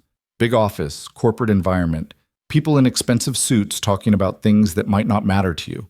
I don't want you to feel uncomfortable or like you need to perform some version of yourself that isn't real. The observation was so accurate, it stole his breath. He had been worried about exactly that, walking into her territory, surrounded by her success, feeling like an imposter in his thrift store clothes. I'm scared I'll embarrass you, he admitted. Me and Mia, we don't fit into that world. You're not supposed to fit into my world, Evan. That's the whole point. Lena's voice gentled. I spend all my time with people who fit perfectly, who say the right things, wear the right clothes, perform success like it's a script they've memorized. And I'm exhausted by it. You and Mia are real. You're honest. That's not something to be embarrassed about. Your employees are going to wonder why you're bringing random people into the office. They're going to wonder why their CEO is finally taking an interest in what actually matters instead of just quarterly earnings. He could hear the smile in her voice. Besides, I'm not bringing random people. I'm bringing a consultant and his brilliant daughter to help us understand how to better support working parents. That's a legitimate business purpose. A consultant? Lena, I work construction. I'm not qualified to consult on anything except maybe how to frame a wall. You're raising a child alone while working multiple jobs in a society that's structured to make that nearly impossible. You're navigating systems that weren't designed with people like you in mind. You're an expert in exactly what we need to understand. Her tone shifted, became more serious. Can I tell you what I really want from Saturday? Please. I want you to see my life, not the polished version I show investors or the carefully managed image I present to the board. I want you to see what my days actually look like, what I've built, what matters to me professionally. Because if we're going to keep doing this, whatever this is, you should know what you're getting into. And I should know if the person I'm becoming when I'm with you can exist in the same space as the person I've had to be to succeed. The honesty in her admission made something in Evan's chest unclench. She was scared too. Maybe not of the same things, but scared nonetheless. Worried about the same fundamental question that had been keeping him awake at night. Could two people from such different worlds actually build something that lasted? Okay, he said, we'll come. And I promise to give you my honest opinion about everything, even if it's not what you want to hear. Especially if it's not what I want to hear. That's when I need honesty most. Saturday arrived with the kind of clarity that made Boston beautiful despite the cold. Evan and Mia took the train into the financial district, Mia clutching her completed solar system project in a cardboard box like it contained something precious. She'd finished it the night before, staying up past her bedtime to make sure every planet was positioned correctly, every fact card perfectly written in her careful 7-year-old handwriting. Sterling Innovations occupied 3 floors of a modern building near the waterfront, all glass and steel and the kind of architectural confidence that came with success. Evan's stomach churned as they walked through the lobby, feeling acutely aware of every way they didn't belong. Mia's worn sneakers squeaking on marble floors, his jacket that was warm but definitely not stylish. The security guards barely concealed surprise when Evan gave their names and explained they were expected. But then the elevator doors opened on the 15th floor, and Lena was there, waiting for them with a smile that made the nerves settle slightly. "You made it," she said, and Evan noticed she was dressed more casually than he'd expected, dark slacks and a simple blouse instead of a power suit, making herself less intimidating maybe, meeting them halfway. "Mia, is that your project?" "Yes, do you want to see it?" Mia was already opening the box, eager to share her work. "Absolutely. But first, let me show you around. Then we'll find the perfect place for your presentation." The office was open concept, all collaborative spaces and natural light, and people who looked both busy and somehow relaxed. Lena introduced them to employees as they passed, and Evan braced for judgment or curiosity, but mostly people just smiled and welcomed them with the kind of casual friendliness that suggested Lena had prepared them somehow. "This is our main development area," Lena explained, gesturing to a large room filled with computers and whiteboards covered in diagrams Evan couldn't begin to decipher. "We create software solutions for healthcare providers, making patient data more accessible while maintaining privacy protections." So you help doctors take care of people better?" Mia asked. "Exactly. When doctors can see all of someone's medical history quickly and easily, they can make better decisions about treatment." Lena crouched down to Mia's level. "Does that make sense?" "Yeah, like when I fell off the swings and we went to the hospital and Daddy had to tell them about my allergies because they didn't already know. If they had your software, they'd already know, right?" "Right. That's exactly the kind of problem we're trying to solve." They continued the tour, Lena explaining things in terms both Evan and Mia could understand, never talking down, but also never assuming knowledge they didn't have. She showed them the employee break room, the meditation spaces, the small daycare facility that served employees' children during school breaks. "This is what I wanted your input on," Lena said, gesturing to the daycare area. It was nice enough, bright, clean, filled with age-appropriate toys. But something about it felt sterile, more like a doctor's office than a place where kids would actually want to spend time. "We added this 2 years ago, but the usage is lower than we expected. I'm trying to figure out why parents aren't using it." Evan looked around, seeing it through the eyes of a parent who'd spent 6 years figuring out childcare. The space was well-intentioned but missing something essential. "Can I be honest? Please." "It looks like childcare designed by people who don't use childcare. Everything's too perfect, too controlled. It feels like a place where kids should be quiet and well-behaved instead of a place where they can actually be kids." "What would you change?" Lena pulled out her phone, ready to take notes. "The furniture's all new and matching. That's intimidating for kids who are used to mismatched stuff at home. The toys are educational but not fun. And there's no space for mess. No art station where kids can actually create things without worrying about keeping everything pristine. Evan paused, then added, "Also, it's too far from the main work areas. Parents want to be close enough to their kids to check in easily. Being 3 hallways away means they're always anxious about whether their kid is okay." Mia tugged on Lena's sleeve. "And there's no books about space. How are kids supposed to learn about the universe if there's no space books?" Lena laughed, making notes on her phone. "You're absolutely right, both of you. This is exactly what I needed to hear." She looked at Evan with something like admiration. "You see things I miss, things my expensive consultants miss because they've never actually had to scramble to find someone to watch their kid while they work a double shift. Your expensive consultants probably have nannies," Evan said without thinking, then immediately wished he could take it back. "Sorry." That was true, and exactly the kind of honest observation I asked for. Lena met his eyes. "Don't apologize for seeing clearly, Evan. It's one of the things I value most about you." They spent another hour touring the facility, with Evan and Mia offering observations about everything from the break room layout to the way meeting rooms were scheduled.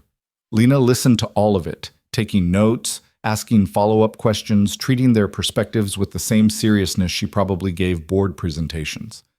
Finally, they reached a conference room with floor-to-ceiling windows overlooking the harbor. Lena had set up a presentation screen and arranged chairs in a small semicircle. "I thought this might be a good place for Mia to share her solar system project," she said. "If you're still willing." Mia's eyes went wide. "Really? The big screen?" "Really. I invited a few people who I thought might be interested. Is that okay?"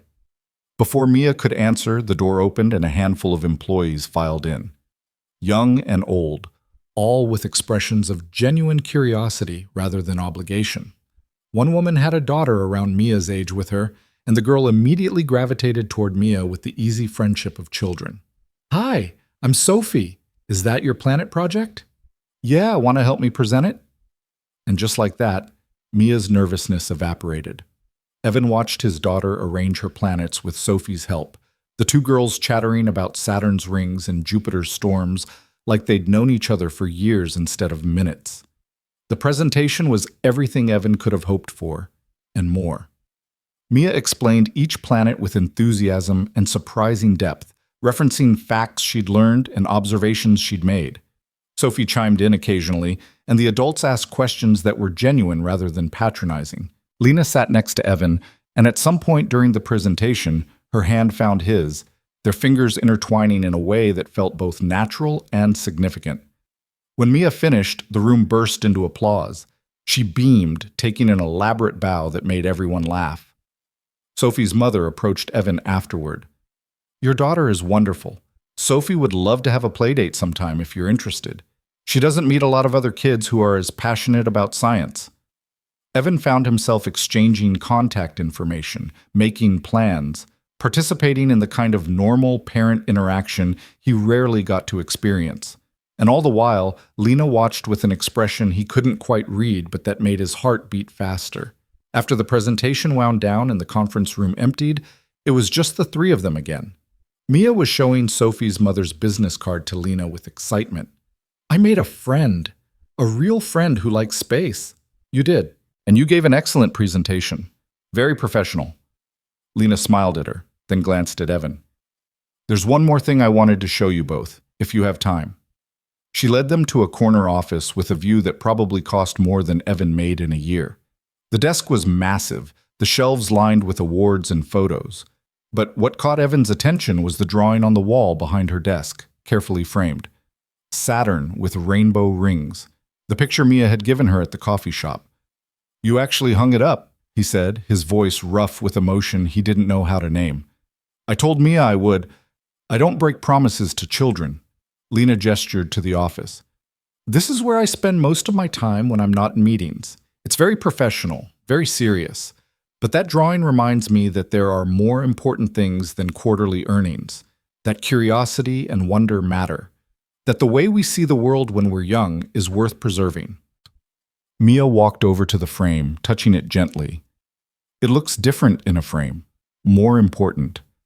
"It is important. You're important, Mia. And your perspective matters, not just to me, but to this whole company." The observations you and your dad made today are going to change how we think about supporting families. That's significant. Evan felt his throat tighten. This woman, this successful CEO with her corner office and her awards and her life that should have nothing to do with theirs, was making his daughter feel valued, was treating both of them like they mattered beyond the immediate moment, like their presence in her world was more than charity or curiosity. "Can I ask you something?" Evan said quietly, while Mia explored the office, examining the view from different angles. "Why are you doing this? Really doing this, I mean. It can't just be about work-life balance policies." Lena was quiet for a moment, watching Mia. When she spoke, her voice was soft. "I told you I've been lonely. That's true. But it's more than that. I've spent my entire adult life building this company, proving I belonged in rooms where people didn't think women should be, and I succeeded. I have everything I thought I wanted. But somewhere along the way, I forgot how to be a person instead of a CEO. I forgot that success without connection is just hollow." She turned to face him fully. "You and Mia reminded me what it feels like to be seen as a person instead of a position, to have conversations that aren't about leveraging advantages or maximizing efficiency, to care about something beyond the next milestone. I'm doing this because being around you makes me want to be better, not more successful, just better." The vulnerability in her admission took Evan's breath away. Here was this powerful woman, admitting that she needed them as much as they were beginning to need her. That this wasn't rescue or charity, but mutual recognition of something they'd all been missing. Before he could respond, Mia returned to them, her expression serious. "Lena, can I ask you something important?" "Of course." "Are you going to keep being friends with me and Daddy? Because it would be really sad if you stopped. We like you a lot." Lena crouched down, eye level with Mia. "I like you both a lot too. And yes, I'm going to keep being your friend, for as long as you want me to be." "Good. Because Daddy's been different since he met you. Happier different. And I think you've been different too. In a good way." Mia glanced between them with the knowing look of children who see more than adults realize. "You fit together, like puzzle pieces that didn't know they were missing their match." Evan wanted to tell his daughter not to get ahead of herself, not to assume things that might not come true, but the words wouldn't come. Because she wasn't wrong. Whatever this was between him and Lena, it felt inevitable in a way nothing in his life had felt for years. They had lunch in Lena's office. Sandwiches she'd had delivered, nothing fancy, just food shared in comfortable space. Mia sat in Lena's desk chair, spinning slowly while she ate, asking questions about what it was like to be in charge of so many people. "It's a lot of responsibility," Lena admitted. "Every decision I make affects not just the company, but all the people who work here and their families. That's 200 employees plus their partners and children. Sometimes the weight of that is overwhelming." "Like how Daddy says every choice he makes about me is huge because he's the only one choosing?" Mia asked. "Exactly like that. The stakes feel impossibly high because we care so much about getting it right." "But you're not the only one choosing anymore," Mia pointed out. "You have Daddy and me now. We can help you choose, just like you're helping us." The simple wisdom of it made Evan's eyes sting. His daughter, his brilliant, perceptive daughter, was already weaving Lena into their lives like she'd always been there, already assuming a future where they helped each other navigate challenges instead of struggling alone. Later, as they prepared to leave, Lena walked them to the elevator. At the last moment before the doors closed, she caught Evan's hand. "Can I take you both to dinner? Not tonight, but soon. Somewhere nice. I want to do this properly." "Do what properly?" Evan asked, though he thought he knew. "Whatever this is becoming, you, me, Mia, I want to acknowledge that it's real, that it matters, that I'm choosing to make space for it in my life." She squeezed his hand. "Is that okay?" Evan looked down at Mia, who was nodding enthusiastically. "Yeah," he managed. "Yeah, that's more than okay." The following Wednesday, Lena texted him an address and a time. When Evan looked up the restaurant, his stomach dropped. It was the kind of place that required reservations weeks in advance, the kind where dinner for 3 would cost more than he made in a week. He called her immediately. "Lena, I can't afford this. I appreciate the gesture, but..." "You're not paying," she interrupted gently. "I'm taking you both out. Please let me do this, Evan. Let me show you that you're worth celebrating. I don't have anything appropriate to wear to a place like that. Do you have a clean shirt?" Yes. Then you have something appropriate. Evan, they care about reservations and behavior, not brand names. You'll be fine. Mia will be fine. I promise. He almost argued further, but stopped himself. This mattered to her, and he was beginning to understand that letting her do things for them wasn't about charity. It was about allowing her to express care in the ways she knew how, the same way he'd let her pay for his meal that first night. Okay, thank you for all of this. You're welcome. And Evan? I'm looking forward to it. To being seen in public with you both. To claiming this, whatever it is, instead of hiding it. Friday night found them back in the financial district, this time at a restaurant that made Giovanni's look casual by comparison. Crystal chandeliers, white tablecloths, servers who moved with choreographed precision. Evan's nerves were screaming at him to run, but Mia's hand in his kept him grounded. Lena was already there, stunning, in a simple black dress that probably cost more than his rent. But when she saw them, her face lit up with such genuine warmth that the expensive clothes didn't matter. You look beautiful, Evan said, the words escaping before he could second-guess them. So do you, both of you. She hugged Mia, then, after a moment's hesitation, kissed Evan's cheek in greeting. The simple gesture felt monumental, an acknowledgement of intimacy in public space. Dinner was magnificent in ways Evan had never experienced. Courses arrived like small works of art, each one explained by servers who seemed to genuinely care about the food they were serving. Mia was fascinated by everything, asking questions about how dishes were prepared, what ingredients were used, whether the chef liked making beautiful food. I think this might be the best thing I've ever eaten, Evan admitted during the main course. A piece of fish so perfectly cooked it nearly dissolved on his tongue. Better than Giovanni's? Lena asked with a small smile. Different. Giovanni's will always be special because of what it meant. But this... He gestured at the table, at her, at Mia's delighted expression as she tried something new. This is special too. All of it. Halfway through dessert, Lena reached across the table and took his hand. Not hiding it, not making it subtle. A clear statement to anyone watching that this mattered, that he mattered. I need to tell you something, she said, her voice steady but carrying weight. And I need you to really hear it, okay? Evan nodded, his heart racing. I know we haven't known each other long. I know your life is complicated and mine is demanding, and there are 1,000 logical reasons why this shouldn't work.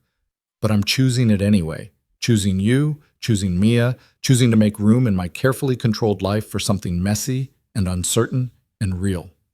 She paused, her eyes searching his. I'm falling for you, Evan. Both of you. And I need to know if that's something you want. If I'm someone you want. Because if not, I need to know now before this gets any deeper. The restaurant noise faded to nothing. Mia had stopped eating, watching them both with wide eyes. Evan's throat was tight with emotions too big for words, but he forced them out anyway. I'm terrified, he admitted. I'm terrified of needing you and having you realize I'm not worth the effort. I'm terrified of Mia getting attached and you disappearing. I'm terrified that I have nothing to offer you except problems and complications and a life that doesn't look anything like yours. He took a shaky breath. But I'm more terrified of saying no. Of pushing away the first real thing I've felt in 6 years because I'm too scared to believe I deserve it. So yes, I want this. Whatever this is, however it looks, I want it. Lena's smile was radiant. Then we'll figure it out. Together. All three of us. Mia, who'd been uncharacteristically quiet, suddenly spoke up. Does this mean you're Daddy's girlfriend now? Lena laughed, the sound bright and unguarded. Would that be okay with you? Yes, but you should know that being part of our family means you have to help with my homework sometimes and watch space documentaries even when they're boring and eat peanut butter sandwiches when we can't afford anything else. I think I can handle that, Lena said seriously. And you should know that being part of my life means sometimes having to attend boring business dinners and dealing with me when I'm stressed about work and understanding that I'm learning how to do this as I go. We're all learning, Evan said softly. That's what makes it real. They finished dessert in comfortable silence, the kind that didn't need filling. When they left the restaurant, Lena's hand found Evan's naturally, and Mia walked between them, holding both their hands, already building bridges between their separate lives. On the sidewalk outside, while they waited for Lena's car, Mia looked up at both of them with that serious expression she got when processing something important. "I think we're going to be okay," she announced. "The three of us. Different than we were, but better different." And standing there in the November cold, holding hands with a woman who'd chosen to see him and a daughter who'd taught him that hope was worth the risk, Evan Brooks finally believed it might be true. The weeks that followed transformed into months, and the rhythm of their lives shifted to accommodate each other in ways that felt both deliberate and inevitable. Lena started keeping spare clothes at Evan's apartment, practical things like jeans and sweaters that could survive a 7-year-old's sticky fingers. Evan found himself with a key to Lena's place, a waterfront condo that initially intimidated him, but gradually became a space where he could breathe differently, where the weight of constant financial pressure lifted just enough to remind him what ease felt like. But it wasn't seamless. Real things never were. The first real argument came in February, 3 months after that dinner where they'd made their relationship official. Evan had picked up extra shifts, both at the construction site and cleaning offices at night, trying to save money for Mia's birthday in March. He'd been exhausted, running on 4 hours of sleep a night, and he'd snapped at Lena when she'd suggested paying for Mia's party. "I can handle my daughter's birthday," he'd said, his voice sharper than he'd intended. "I don't need you to fix everything with your checkbook." They were in his apartment, Mia asleep in the bedroom, and Lena's face had gone very still. "That's not what I'm doing." "Isn't it? Every time there's a problem, you throw money at it. Mia needs new shoes, you buy them. The heat goes out, you call your building guy to fix it. I'm starting to feel like a project you're managing instead of a partner you're respecting. And I'm starting to feel like you'd rather exhaust yourself than accept help from someone who cares about you." Lena's voice was tight with frustration. "This isn't about control, Evan. It's about having resources and wanting to share them with people I love. But you're so determined to prove you don't need anything from anyone that you can't see the difference between charity and partnership." The word love hung between them, the first time either of them had said it directly. But Evan was too tired, too defensive to acknowledge it properly. "Partnership means I get to contribute equally. What do I bring to this relationship besides problems? You bring yourself. You bring Mia. You bring honesty and perspective and the reminder that there's more to life than quarterly earnings." Lena's composure cracked slightly. "You bring the first real connection I've had in years, but apparently that's not enough for you to believe you deserve to be here." The accusation landed hard because it was true. Evan did feel like he needed to earn his place in her life, did feel like being with him was a net negative in her world, did wake up some mornings wondering when she'd realize she could do better. "I'm sorry," he said finally, the fight draining out of him. "You're right. I'm making this about my insecurity instead of about us building something together." Lena moved closer, her hand finding his. "I don't need you to match my salary, Evan. I need you to let me share what I have without treating it like an insult. When Mia needed shoes, buying them wasn't about proving you couldn't provide. It was about loving a little girl and wanting her feet not to hurt. When your heat went out, fixing it wasn't about showing off my resources. It was about not wanting you both to freeze in February. Can you understand that?" He could, or he was trying to. The months with Lena were teaching him uncomfortable truths about his own pride, about how the years of struggle had made him rigid about accepting help, about how his determination to never be a burden had isolated him from the very support that might make life sustainable. "I'm still learning how to do this," he admitted.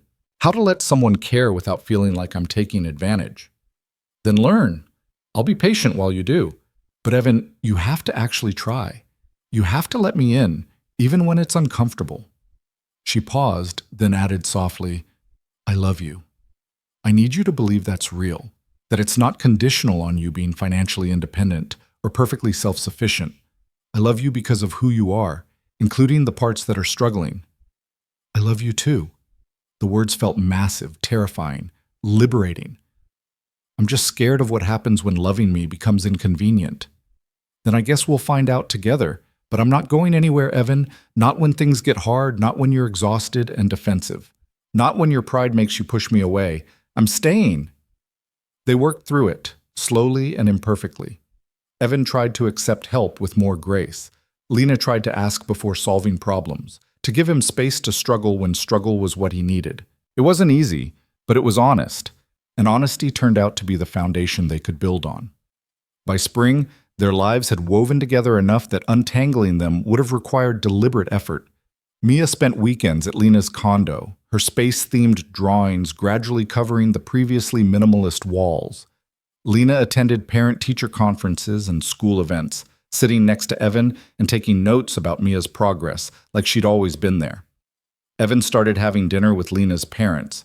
Awkward at first, their initial skepticism about their daughter dating a construction worker obvious, but gradually warming as they saw how Lena had softened, how she smiled more, how she'd started leaving work at reasonable hours to have dinner with her chosen family. The transformation in Lena's company was visible too. The childcare center was completely redesigned based on Evan and Mia's observations, and usage tripled within 2 months. Lena started a program for employees with non-traditional family structures, offering flexible schedules and support systems that acknowledged real life was complicated.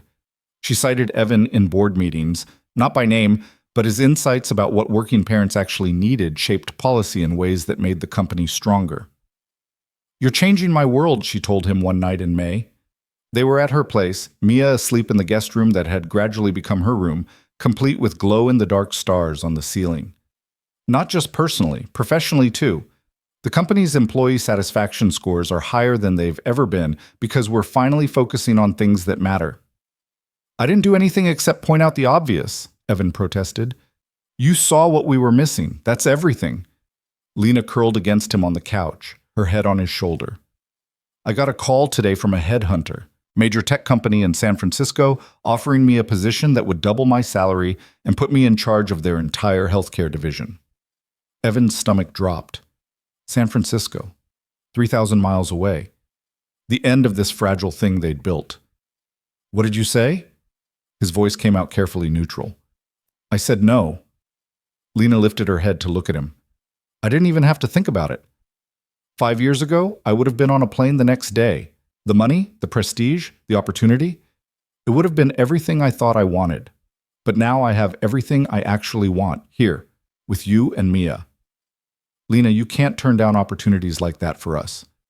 What if you regret it?" "I won't. And even if I did, that would be my choice to make." She took his hand. "Evan, you need to understand something. You and Mia aren't holding me back. You're the reason I finally understand what success actually means. It's not corner offices or salary increases. It's having people you love to come home to. It's building a life that matters beyond quarterly reports. You've given me that. Why would I trade it for more money?" The certainty in her voice made something in Evan's chest unclench. Maybe she really meant it. Maybe this wasn't temporary. But the universe had one more test for them. In June, Evan's construction company landed a major contract in Portland, Maine, a year-long project that would pay significantly better than his current work, but require relocating for the duration. It was the kind of opportunity that could change his financial situation completely, build real savings, maybe even get him into a position where he didn't have to work multiple jobs just to survive. He sat at Lena's dining table with the offer letter in front of him, doing the math in his head. A year in Portland, a year away from Boston, from Rachel, from the life he'd built, from Lena. "You should take it," Lena said when he showed her the offer. She'd gone very still, reading the details carefully. "This is a game changer for you financially." "It's in Portland. For a year." "I know, but Evan, this is your future, Mia's future. You can't turn this down because of me." "You turned down San Francisco for us." "That's different. I have options. You don't have the luxury of saying no to opportunities that could fundamentally change your situation." Lena's voice was steady, but he could see the effort it took. "I love you, which means I want what's best for you and Mia, even if it's hard for me. What if what's best is staying here, with you? Then you need to be sure, really sure, because I don't want you resenting me in 5 years when you're still struggling financially and wondering what might have been different." They spent 3 days talking through scenarios, working through possibilities, trying to find solutions that didn't require sacrifice from either of them. Rachel offered to keep Mia in Boston so she wouldn't have to change schools. Lena suggested she could visit on weekends, make the drive, maintain the connection. Evan calculated budgets and timelines, trying to figure out if the year apart was worth the financial stability it might provide. But every scenario felt wrong. Every solution required someone giving up something essential. On the fourth day, Mia resolved it with the clarity that only children possess. "I don't want to live without Lena for a year," she announced over breakfast at Evan's apartment. "And I don't want Daddy to go away. We're a family now. Families stay together." "It's not that simple, sweetheart," Evan started, but Mia cut him off. "Why not? Lena has money. Daddy needs money. We all love each other. Why can't Lena just help until Daddy finds a good job here?" She looked between them with exasperation. "You're both so worried about who's giving what that you're forgetting the point is being together." Out of the mouths of 7-year-olds. Evan looked at Lena, saw his own revelation reflected in her eyes. "She's right," Lena said softly. "We've been so focused on equality and independence that we're missing the actual solution, which is that I have resources I don't need, and you need resources to build the stability you want. Why are we treating that like a problem instead of an opportunity?" "Because I don't want to be someone you support financially. I want to be a partner." "You are a partner. Money isn't the only currency of partnership, Evan. You bring perspective to my company that's made it better. You make me a better person. You've given me a family. Those things have value that can't be measured in dollars." Lena reached for his hand. "What if we stopped keeping score? What if we just pooled resources and built the life we want together?" It went against everything Evan had told himself about not being a burden, about maintaining his independence, about proving his worth through financial contribution. But Mia was right. He was so busy protecting his pride that he was sabotaging the family they'd built. "I could turn down Portland," he said slowly. "Use the time I would have spent there to look for better work here. Maybe take some courses, get certified in something that pays more than construction. But that would mean less income short-term while I retrained." "I can cover that." "Gladly. We move in together properly, split one rent instead of two. You go back to school or whatever training you need. When you're in a better position, you contribute more. And we stop treating it like some competition to prove who needs who less." Lena's voice was firm. "I love you. I want to build a life with you. That means sometimes I carry more weight, and sometimes you do. And we trust each other enough to let it balance over time instead of demanding perfect equality in every moment." Evan felt tears burning behind his eyes. Accepting this meant admitting he couldn't do it all alone, meant acknowledging that pride was less important than family, meant trusting that Lena wouldn't hold this over him or use it as leverage later. "Okay," he said. "Okay, let's do it. Let's actually build this together instead of trying to prove we don't need each other." Mia cheered, launching herself at both of them in a tackle hug that knocked Evan back in his chair and made Lena laugh. By August, they'd moved into a new place together, not Lena's expensive condo or Evan's cramped apartment, but something in between. A 3-bedroom in Somerville with a small yard where Mia could play and enough space for all of them to have privacy when they needed it. Evan had enrolled in a certification program for project management, using his construction experience as foundation, but building toward work that paid better and didn't destroy his body. Lena had adjusted her schedule to be home for family dinners most nights. Rachel cried the first time she visited them, seeing Evan relaxed in a way he hadn't been in years. "You look happy," she said, hugging him tight. "Really happy, not pretending happy." "I am. It's terrifying, but I am." "You deserve it, Evan. You always did. I'm glad you finally believe that." The certification program was harder than Evan expected, pushing him in ways that physical labor never had. He struggled with some of the coursework, spent late nights studying while Lena helped quiz him, and Mia brought him encouraging drawings. But for the first time in 6 years, he felt like he was building toward something instead of just surviving. In October, Lena came home with news that made her eyes bright with excitement. "I had an interesting conversation today with our head of operations. He's retiring next year, and the board is starting succession planning." She set her bag down, pulled off her coat. "They asked if I had recommendations for his replacement." "And?" Evan was helping Mia with homework at the kitchen table. "I recommended someone with non-traditional experience, someone who understands the practical side of how businesses operate, who has managed complex logistics under pressure, who knows how to lead teams through difficult situations." Lena smiled. I recommended you. Or rather, I recommended that we create a position for you once you finish your certification. Operations coordinator to start, with a clear path to director level. Evan stared at her. Lena, I haven't even finished the program. I've never worked in corporate anything. I can't just walk into your company. Yes, you can, because you're qualified. Your military background, your years managing construction projects, your ability to see what others miss, all of that translates to operations work. And frankly, you understand how actual work happens better than most people with MBAs. She sat down across from him. I'm not handing you a job because we're together. I'm offering you an opportunity because you're genuinely good at what you do, and my company would benefit from having you. People will say I got the job because I'm sleeping with the CEO. Let them. I don't care what people say. I care about making good business decisions, and hiring you is a good business decision. Lena's voice was matter-of-fact. But it's your choice. If you'd rather find something elsewhere, I understand. I just wanted you to know the option exists. Mia looked up from her homework. You should take it, Daddy. Then you can work with Lena and help make the company better like you already do, but official. From the mouths of babes. Again, Evan took the position, starting part-time in November while he finished his certification. The whispers about nepotism lasted about 2 weeks before his actual competence became obvious. He reorganized their supply chain logistics, saving the company 6 figures in the first quarter. He implemented new safety protocols based on his construction experience.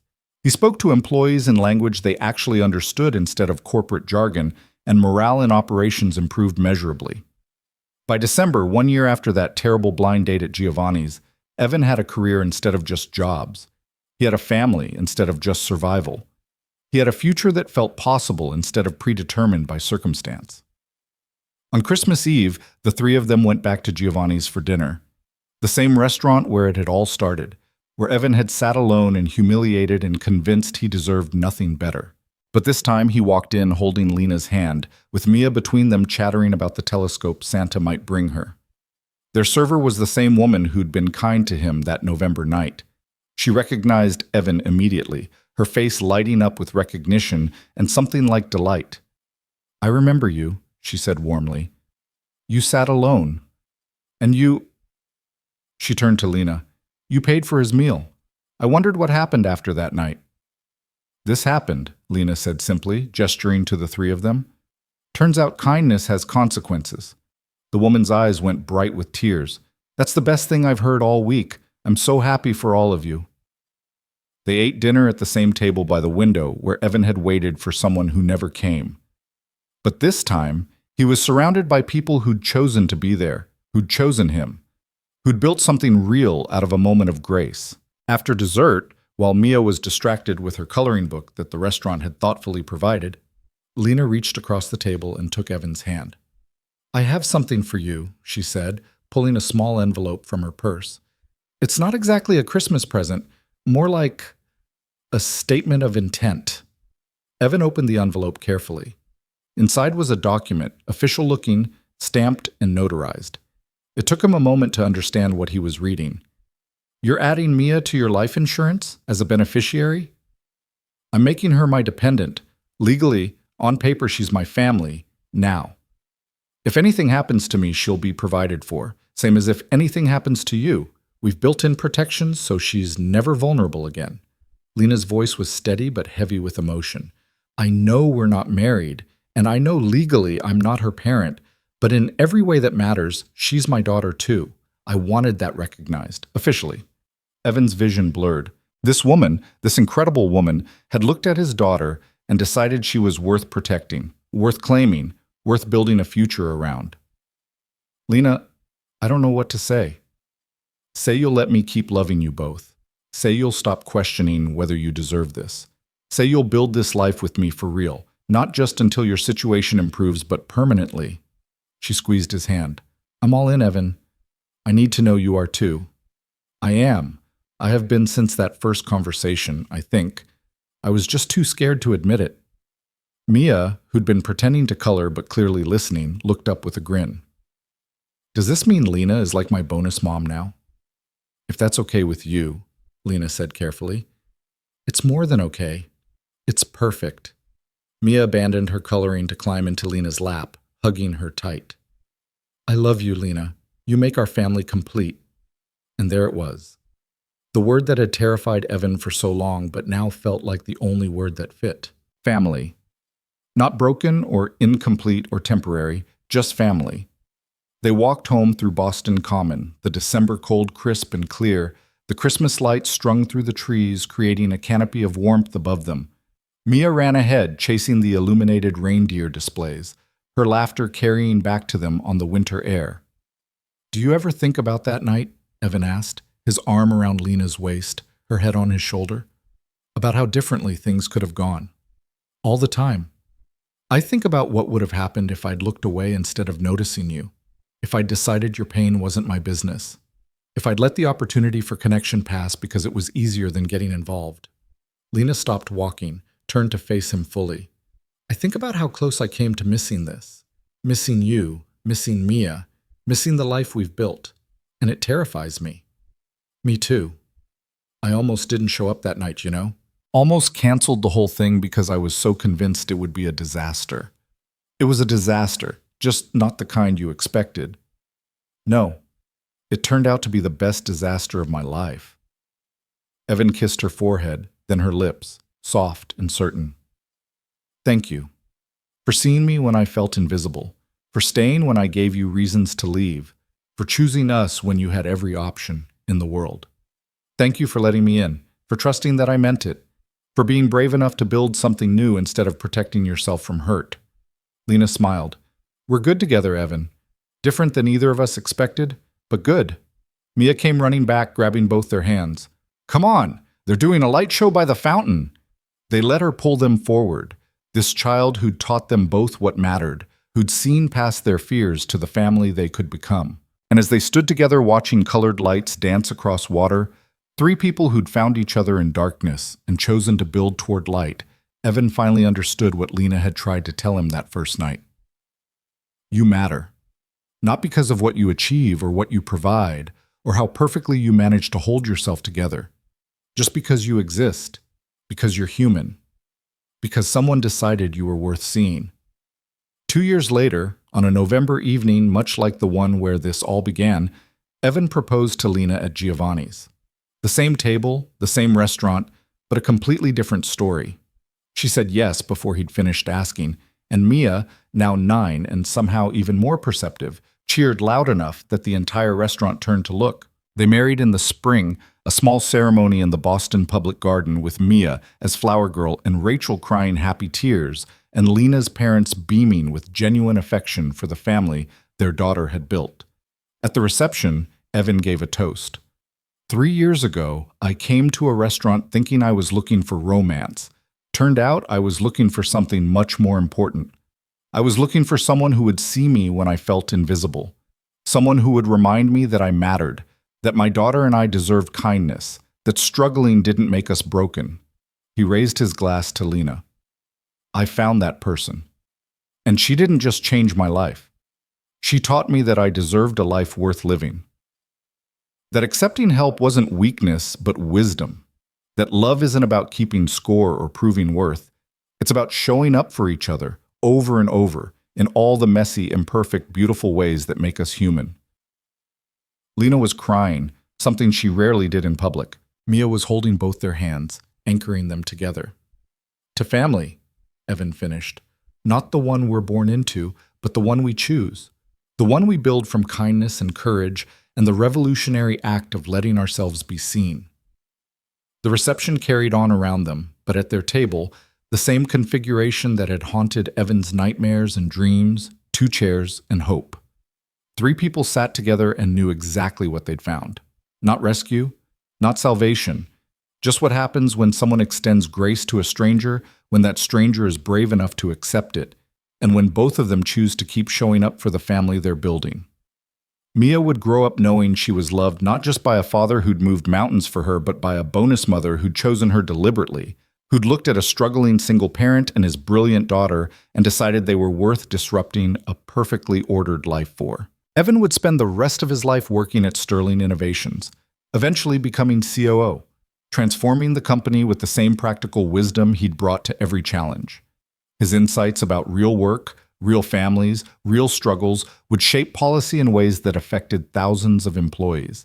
And Lena would finally understand that success wasn't measured in quarterly earnings or corner offices or accolades from industry publications. It was measured in family dinners and homework help and Saturday mornings with people who loved you not for what you provided, but for who you were. Years later, when Mia was in college studying astrophysics and interviewing for NASA internships, she'd tell the story of how her parents met, about the worst blind date in history that turned into the best thing that ever happened to her family, about the woman who'd looked at a broken man and seen someone worth helping, about the man who'd been brave enough to let himself be helped, about the child who'd known before either of them that they belonged together. But that November night at Giovanni's, when Evan sat alone and humiliated and convinced he deserved nothing better, none of them knew what was coming. They just knew that in a world increasingly defined by cruelty and indifference, someone had chosen kindness. And that kindness, freely given and gratefully received, had rewritten all their stories. Sometimes the best things in life start with the worst moments. Sometimes the family you need finds you when you've stopped believing anyone is looking. Sometimes all it takes is one person deciding you matter and another person being brave enough to believe them. Evan Brooks had walked into Giovanni's with $50 and crushing loneliness.